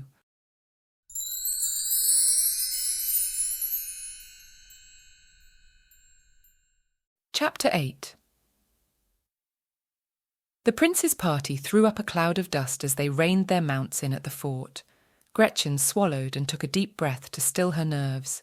She wasn't sure what she had expected, but the sight of the gangly prince, who looked like a stick figure in plated armour, made her lips twitch. Geez, the kid looks barely old enough to wipe his own arse. His eyes found hers and he recoiled. Gretchen let out an almighty cackle and grinned. So soon, young prince? What a shame, you're already too late. The scribe pulled out a notebook from his breast pocket and rolled his eyes. One of the prince's companions gave him a sharp nudge. Gulping, he clattered down from his mount and drew his sword. No vile witch will stand in my way. I will rescue my beloved from your foul clutches. Gretchen backed from the wall as the prince advanced into the fort and double-checked her supplies. Fishing her pocket-knife and the clay ball from her pouch, she faced the door, ready to spring to action. The clanging of the plate armour announced his arrival before he opened the door, and Gretchen's cackle turned almost to a screech. The door burst open, and the prince held his sword at the ready. "Give her up, witch, or I shall cut you down where you stand." She fought the urge to laugh at the sight of his spotty face and wispy beard. "You'll never see her again, kid." She tilted her head to include those below in her speech. "The mighty Virach will grind her bones. And as for you, I'll boil you down into a tonic of eternal youth." Impressed with her own performance, Gretchen shifted her weight from foot to foot in readiness. "What are you waiting for, kid? Scared of the powerful sorceress before you?" The prince glared and lifted his sword over his head. Gretchen squeezed the clay ball in her palm and turned the pocket-knife over in her palm. The sword wavered. In his juvenile eyes, Gretchen saw fear. Her jaw dropped. The sword stayed fixed in the air. "Take a swing, kid," she hissed, pitching her voice low. "It's time to play the hero." The prince's face crumpled as he dropped to his knees. As his sword clattered on the stone, Gretchen drew a sharp breath through her nose and improvised. "Oh, it burns. Save me from this brawny foe." She crouched by the prince and glared at him nose to nose. "You're supposed to be smiting me. Get on your feet and start stabbing." The whisper turned to a squeak, and the prince frowned. "It's hopeless," he sighed. "I'm a lover, not a fighter. I'll never be the leader my father wants me to be." Gretchen's mouth hung open. "Then how did you get past the goblins?" "Those wretched creatures? In truth, I hurled a brandy skin at them and ran." Gretchen rubbed a hand over her face with a scowl. "I've got to find the one prince with daddy issues and a lack of gumption." She grabbed the prince by the chin. "Now listen here, brat. You have a whole kingdom depending on you, not to mention Missy up in the tower. You fail, and tongues will start wagging. There'll be talk of a doomed dynasty, and before you know it, revolution will be on the cards." The prince sniffled and wiped at his watering eyes. "And that's not where it'll end. The peasants will want fair laws and a reasonable working week." Gretchen's mind wandered, and she gave her head a shake. "But that's beside the point. Those plebs need the aristocracy to keep them safe. They'll think they have everything they ever wanted, and bam, another king swoops in and takes no prisoners as he claims the land. Time to grow a set, boy, and live up to your destiny." The prince's jaw trembled as he searched for words to say. "But why would you help me?" Gretchen picked up his sword and swung the hilt at the plate armour with a bang. She screeched over the wall and kicked over the bucket of fish guts, then tossed the clay ball further down the wall, which erupted in black smoke.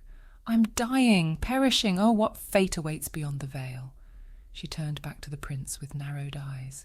"Come on, kid. Next up is the uppity dead guy. Hauling him to his feet by the elbow, Gretchen crept along the rampart in a crouch to keep out of view, and towed him along to the watchtower. She caught sight of the frowning Corley brother peeking from a window above, and gave him a wink. When they arrived at the door, Gretchen stood pressed against the wall as it flew open. "Your true trial awaits, young man. You dare challenge Sir Courtenay?" Out of eyesight, Gretchen gave the prince an encouraging nod and fumbled in her pouch for the vial. The prince shrank back as wind whipped around him, and the knight shouted a challenge. From her hiding spot she glimpsed the prince's party below, and when the boy lifted his sword, she smashed the vial at Sir Courtenay's feet. White mist billowed up and over the knight, freezing him in place. The prince looked at her, stunned, his sword still in the air. "Scram, kid! I'll meet you at the bridge!" The prince turned on his heel and fled, while Gretchen sagged against the wall. "What do you call that?" the Corley brother hissed as he crawled past the knight. "I just saved this whole damn production. He's about as brave as the mice in my pantry, and here I was worried that I would get stage fright." Cheers and clattering below signalled the departure of the prince's party, and the Corley brothers stood to peer over the wall. "Well, they seem convinced. What about the bridge?" "We have to get there ahead of them. That stripling is liable to wet himself when he sees Vera." The Corley brother shaded his eyes against the sun as he watched the party disappear into the woods. "Impossible! There's no way we can get ahead of them now." Gretchen bit her lip and tapped her toe. Virak spoke about his magic like it was part of the mountain itself. The trails were confounding to those he wished to slow down. "Well, if I stand any chance at all, I need to go now." She rushed past the confused brother and down the stairs leading out of the fort. She ran as fast as her feet would carry her, her mind bent on a subliminal message to the dragon. Avoiding the trail, she leapt over logs and avoided pits in the dense forest, then slowed when she heard the tramping of hooves somewhere ahead. Even creeping, she soon overtook them, and finally emerged in the small clearing near the cave. She trotted past toward the bridge, and halted at the hiss from the cave behind her. "What the devil are you doing?" Mandel's face had turned bright red, and she held up a hand. "Change of plan. The prince is a wimp, had to hold his hand the entire way, and when he sees Vera, he has a good chance of fainting." Gretchen bent with her hands on her knees, panting. Mandel recoiled and turned back to the cave. "Quick, we must make ready. Let's hope we have something to strengthen the prince's resolve." The third Corley brother looked up and frowned at the pair from his makeshift table, where he was mixing ingredients. "We are dealing with a rogue actor. The prince is not playing his part," Mandel said. The Corley gasped as he rose from his stool. "What happened?" Gretchen briefly recounted the scene at the fort, and the Corley brother gave a low whistle. "There's no time to rouse Virak from his position." He cast his eyes over the supplies littered around the cavern. "We must devise something to fool the scribe." "What is the plan up here?" Gretchen bounced from foot to foot, imagining the sound of hoofbeats behind her. "There is a pit fitted with explosions near to the cliff's edge. When the prince strikes, it's Virak's cue to ignite them and fall into the valley below. There's no chance that kid will strike. More chances of him dying of fright." Mandel pounded the table with his fist. "We light the pit as soon as the boy turns up, and in the confusion none will be the wiser." The Corley brother pressed his lips together. "And the bonus?" "Too late for that now." Mandel waved a hand. "What matters is getting paid at all." "Now listen here." Gretchen held her hands on her hips. "I didn't come all this way to give up on a bonus. They promised me a pile of gold, and I'll get it even if it's the end of me." She frowned at the supplies and found the clay balls in a crate lined with sawdust. She hefted 2 of them and marched out of the cave, with Mandel and the Corley brother trailing behind her. It didn't take her long to spot the pit covered with sticks and leaves, and she gave a sharp nod before peering over the side of the cliff. "Now, I'll handle the prince. You fellas just mosey back in that hole and wait until it's done." Mandel went to say something, but stopped as hoofbeats rang out behind them. They scrambled back toward the cave as Gretchen crouched behind a bush. When the horses came to a halt, she peered round at the assembled boots. The prince looked in worse shape than she left him in, and his eyes darted around the clearing to the bridge beyond. She gave a small wave, praying the others didn't see her, and he sagged with relief when he spotted her. Clearing his throat, He turned to his company. "I must empty my bladder before slaying the dragon." Snickers met the statement, though he ignored it and tramped to the bush and stood with legs spread wide. "Don't even think about it, buddy." Gretchen glowered up at his crotch. "Now, you take this," she said, handing him one of the clay balls. "And all's you gotta do is hurl it at the dragon's head with your sword pointed in his general direction. I'll take care of the rest, and you'll have your girlie in your arms by sundown." The prince took the proffered projectile and drew a deep breath. "Courage, boy. I took care of you with the wraith, didn't I?" He gave a barely perceptible nod and swallowed. With a shake of his hips, he turned back to his party and drew his sword. "On this day, history will remember my deeds. The future queen lies trapped in yonder tower, and I will slay any in my path to rescue her from her wicked captors." Gretchen used the distraction to crawl to the cliff and eased her legs over the side. Her feet found purchase on a small ledge under the bridge, and she huddled out of sight in wait. Risking a look down, she couldn't spot Virag's resting place, and fervently hoped he would forgive her for his inevitable tumble. The prince prattled on for seconds, which seemed to stretch into minutes, making Gretchen clench her fist around the remaining clay ball. When he finally stomped toward the precipice, her heart began to pound. A rumbling from below rattled Gretchen on her precarious perch. She looked up, and her eyes locked with the prince's, who was stepping onto the rickety bridge. He clenched his jaw and threw his head back with an unintelligible cry. The flames came ahead of Virag as he launched upward and over the bridge. The rope swayed, and the prince couched to keep his footing. A fiery roar enveloped the sky, and his head reached into striking distance of the prince. "You can do it, kid." Gretchen winced as she felt heat rising from the gorge, fingers scrunching her skirts, praying the kid didn't lose his nerve. The moment slowed almost to a standstill, then everything happened at once. The prince lifted his sword and hurled his clay ball. Gretchen reached over the top of the cliff to toss hers at the combustible pit. She turned as it erupted to see Virag's head enveloped in black smoke, and held a hand to her mouth as the befuddling haze knocked the wind from his wings. He plummeted, one wing catching on a rope as he fell. The prince ran across the bridge just as it was turning, and barely caught the post on the other side before it swung upside down. Gretchen's eyes turned downward in horror as a crash signalled Virag's landing. She hoped the old guy was okay. Coughs behind her turned to cheers, and she pressed her back against the cliff as the prince's fellows came forward to shout encouragement from the far edge. He grinned back at them, victorious, and ran up the slope toward his quarry. After 10 grueling minutes, he emerged carrying a waif of a girl who was plastering kisses over his cheeks. He strode with confidence over the steady bridge and carried her to the horses. As they made ready to depart, Gretchen stole a glance over the edge to see the prince mounted with his lady perched in front of him. Wiping a tear from her eye, she grinned at the farcical happy ending and didn't bother hiding when he turned to look for her. When their eyes met, he winked and turned his nose up into the air. "Now let us be away from this abominable place. We must make haste to the creature comforts of the castle for my fair lady." They left in a burst of speed, and Gretchen hauled herself back onto solid ground. With harried looks, Mandel and the Corley brother trotted out of the cave, their mouths agape. "Did it work?" Mandel wrung his hands.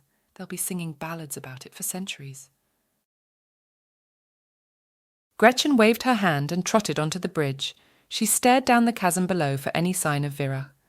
"Come on, old-timer. Couldn't have hurt that bad." Anxious minutes went by, leaving Gretchen second-guessing. Then her face broke into a grin when his familiar form came barreling up toward her and fell when he didn't slow. The bridge lurched perilously, and she crouched, holding tight to the rope. He turned tight circles around her, rattling her hat from her head. He landed next to Mandel and stood rigid, casting glares between them. Despite his scales, blood welled from gouges along his back. "You will burn for this witchling." He kept his voice pitched low, lest he shake the entire mountain. Mandel coughed and spoke up. "I think you'll find that without her, the prince would have turned tail and run, along with our dues." Virag shared suspicious glances among them. "It's true," the Corley brother piped up. "And I'd say we've a fair chance of a bonus." Gretchen rescued her hat from where it hung snagged on a root over the cliff's edge and crawled back to land. She stood and dusted herself off with a grin. Now that's what I call a happily ever after.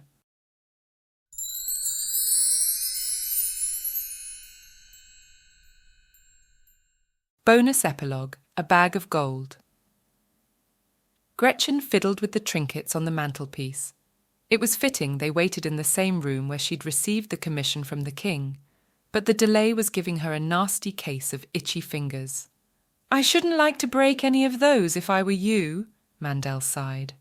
His mood had taken a nosedive since getting back to the palace. "We're heroes," Gretchen scoffed. "Surely that counts for something. Didn't see a feast in our honour on the way up from the dungeon." Mandel stood and peered at the crudely carved soldier Gretchen was toying with. "I suppose that's one of Prince Jacob's." Gretchen snorted and set it back by the more expensive-looking figurines. "Dreaming of being a knight in shining armour, no doubt. I wonder how he's feeling now. If his blood is as blue as the other monarchs I've worked with, he will have convinced himself you were some kind of apparition." Mandel pursed his lips. "Even now I'd wager he's boasting of his exploits." Gretchen puffed out her cheeks. "Kind of spoils it for me. Whenever anyone mentions him, all I'm going to see is a scared kid about to crap his—" The door swung open behind them, and the king's voice filled the room. "Mandel, my man, good to see you. I would have come sooner, except my throne room is filled with lace, wedding planning on an epic scale. It will be the event of the decade if my wife has her way." "Very good, sire." Mandel dropped into a bow. "I'm glad that our humble troop could be of service to such a great kingdom." The king nodded, as though such grovelling was his due, and dropped onto a velvet sofa with a dour clerk standing behind him. "We must see to our contract. I've taken counsel from the scribe."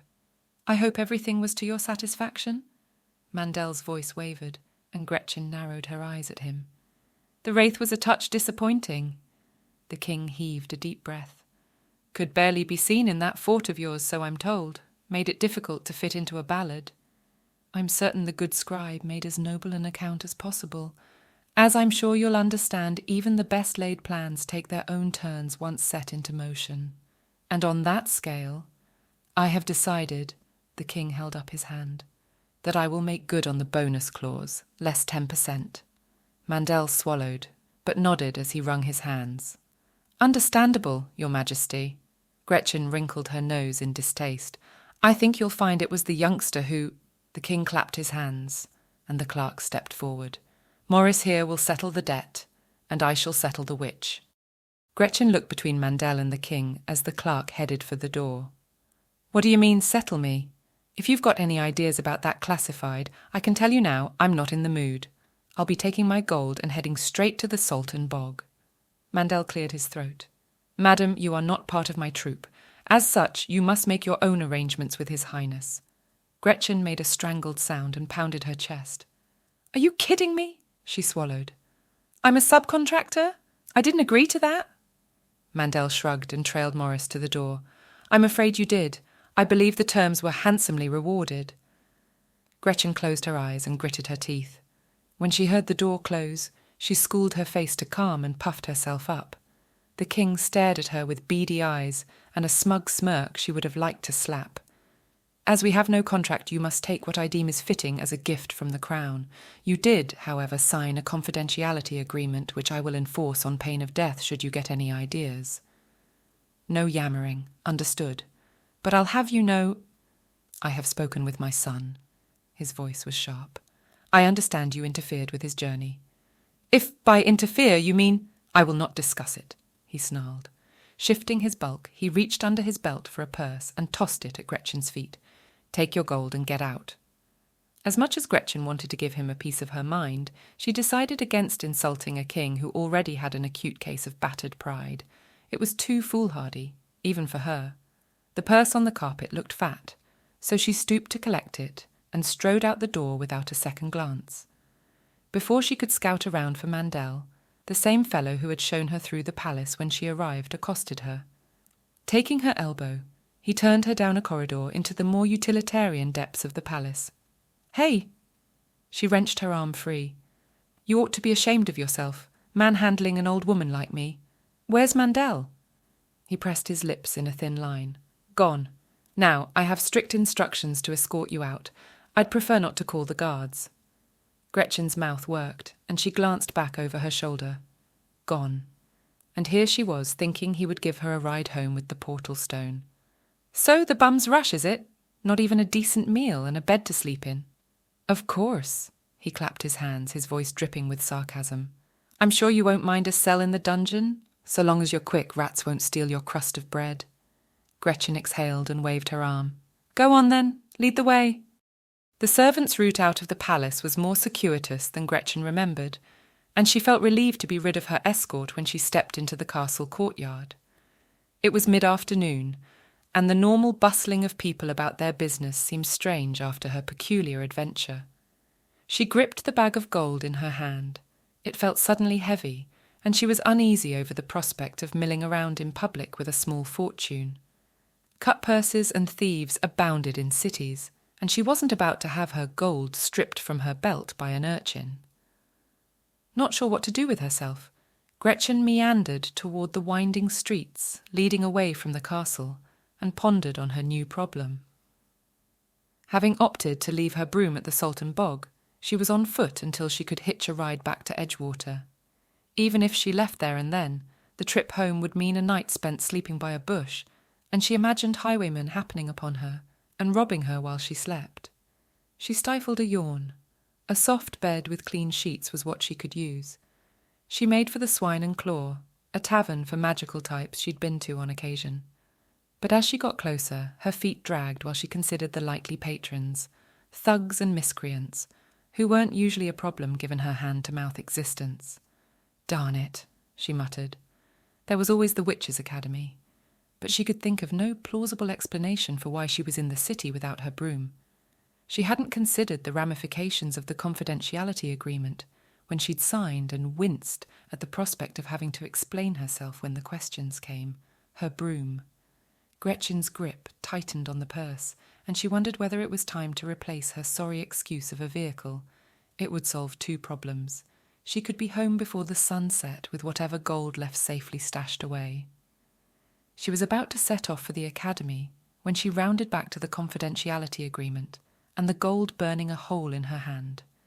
Splashing out on a new broom would certainly raise questions. Gretchen turned to glare back at the palace, and her eye caught on the gleaming tower which marked the Wizards' Guild. Perhaps a wizard would have a broom lying around in one of their shops. It was the best plan she could think of, so she turned on her heel and marched toward the street known for its trade in magical items, almost exclusively run by wizards. With her nose already itching at the prospect, she drew a handkerchief from her pouch and stuffed each end up a nostril. At least, looking as silly as she did, people got out of her way as she strode on, and she soon ducked into the wide, gleaming street leading toward the Wizards' Guild. Tall stone buildings lined the way, and Gretchen spared a glance at the painted signs as she walked toward Elod's Emporium. She had never been to the establishment herself, but even the old crones at the academy agreed it boasted the finest enchanted items in the realm. The Emporium stood beside the guild headquarters, and Gretchen counted 4 stories by the windows above her head. Knowing wizards were deceptive creatures, she figured it was most likely double that inside, with a labyrinthine layout to confound its customers. When she stepped inside, she frowned at the humble jingle of the bell set above the door and scanned the dank room for the proprietor. "Well, I'll be," she muttered as the door closed behind her. "From the rumours, I'd have thought this place would be ritzier." "Glamour and fineries are cheap," a reedy voice sounded from the shadows. "The items in my collection are not. What brings you to my premises, witch?" Gretchen squinted toward the back, where a huddled shape sat behind a desk. She took a step toward it and jumped when a hand on a shelf beside her twitched. Swallowing, she held her chest and sidled past the withered appendage. "Looking for a new broom. Heard you're the best guy in the biz." "A broom?" The man lifted his head, his wizened face illuminated under the cowl of his robes. Why would a witch with a handkerchief stuck up her nose seek out a wizard for a broom? Gretchen smacked her lips and wondered if the venture had been a bad idea. "Never mind why. I have my reasons. Do you have one or not?" The man rose from his seat, and Gretchen hugged her arms. He stood a full few feet taller than her, though his robes hung like he was skeletal underneath. He moved past his desk with a groan and edged past stacked boxes out of view. I do not keep brooms, ordinary or otherwise, but portal stones are another matter entirely. Gretchen held a hand to her stomach. Portal stones were steadily becoming her least favourite mode of transportation, and even with the king's gold, she didn't think she would have enough to pay. "Don't bother, I'll go back to the academy." Gretchen turned and recoiled as she stood nose to nose with the wizard. He studied her face and nodded. "A Murkwood, I think. I have a few items that pertain to your lineage." "My what?" Gretchen screwed up her face and took a step back. "Look, all I wanted was a ride back home, so if you'll excuse me." "Elod." He nodded solemnly. "Shame, really. Elvira would have wanted her divining rod back in the family." Gretchen's mouth hung open, and she clicked her teeth shut. Elvira was her great-great-grandmother, and she wondered at how Elod sounded so familiar with her. "Divining rod?" His face cracked into a grin, the deep lines surrounding his mouth turning upward. "Come and see." Gretchen followed the wizard as he moved deftly past precariously stacked crates. Overhead lanterns burst into light as they moved past them, and Gretchen's eyes boggled at the crowded shelves. She saw no fewer than 3 jars filled with eyes, a lion's head, and what must have been the petrified claw of a dragon. Part of her wanted to urge the man to stop so she could get a better look, but she was also starting to get the heebie-jeebies and figured she would only stay long enough to be polite before hightailing it out of there. "Ah." He stopped by a dusty bookshelf and fetched a crystal rod from the top shelf. It was white, probably quartz, Gretchen imagined, and she listened with half an ear as the wizard spoke. "Can detect any magical ward set, whether it be from a witch or wizard. Its origins are unknown, but I believe she came across it." Gretchen's eye caught on a nondescript leather pouch, and she reached for it, thinking it may be less conspicuous than the silk bag she was carrying around. "Mind yourself." Elod held up a finger. "That is an infinity pouch." "A what now?" Gretchen tugged open its laces and stretched it open. "An infinity pouch," he repeated. He set down the divining rod and plucked the pouch from her hand.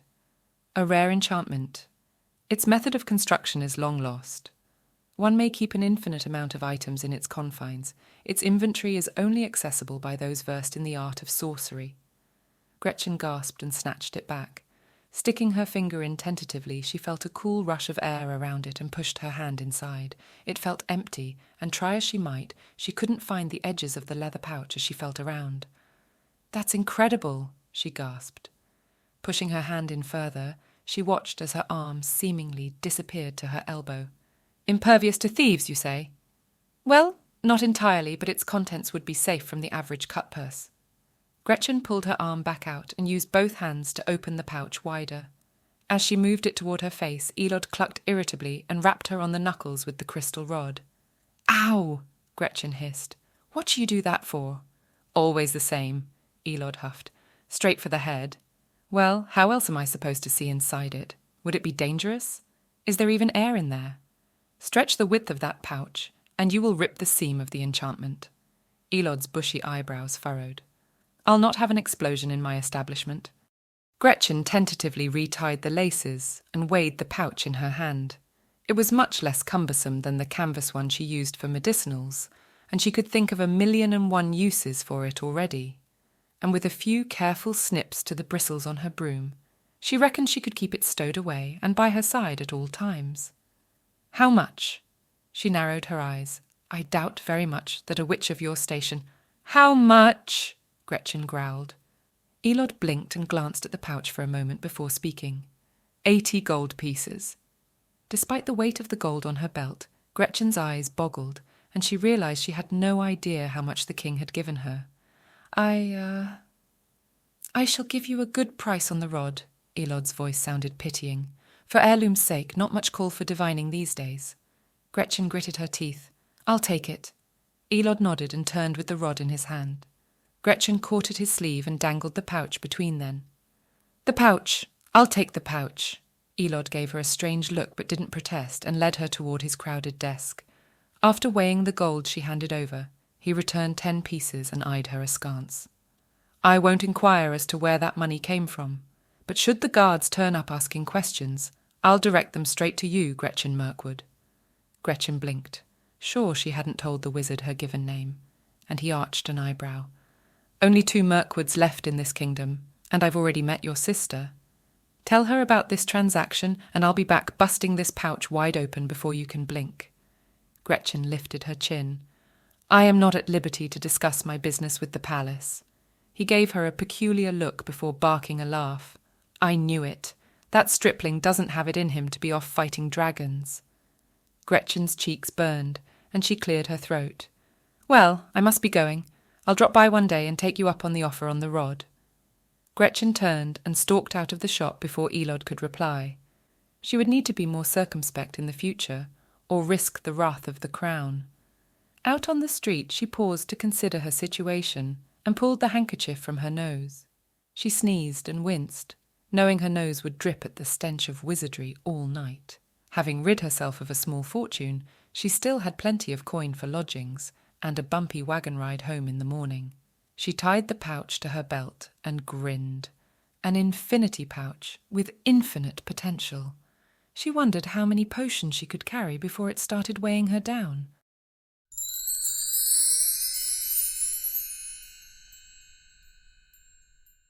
Thank you for joining me on this magical adventure through the Damsel Gauntlet.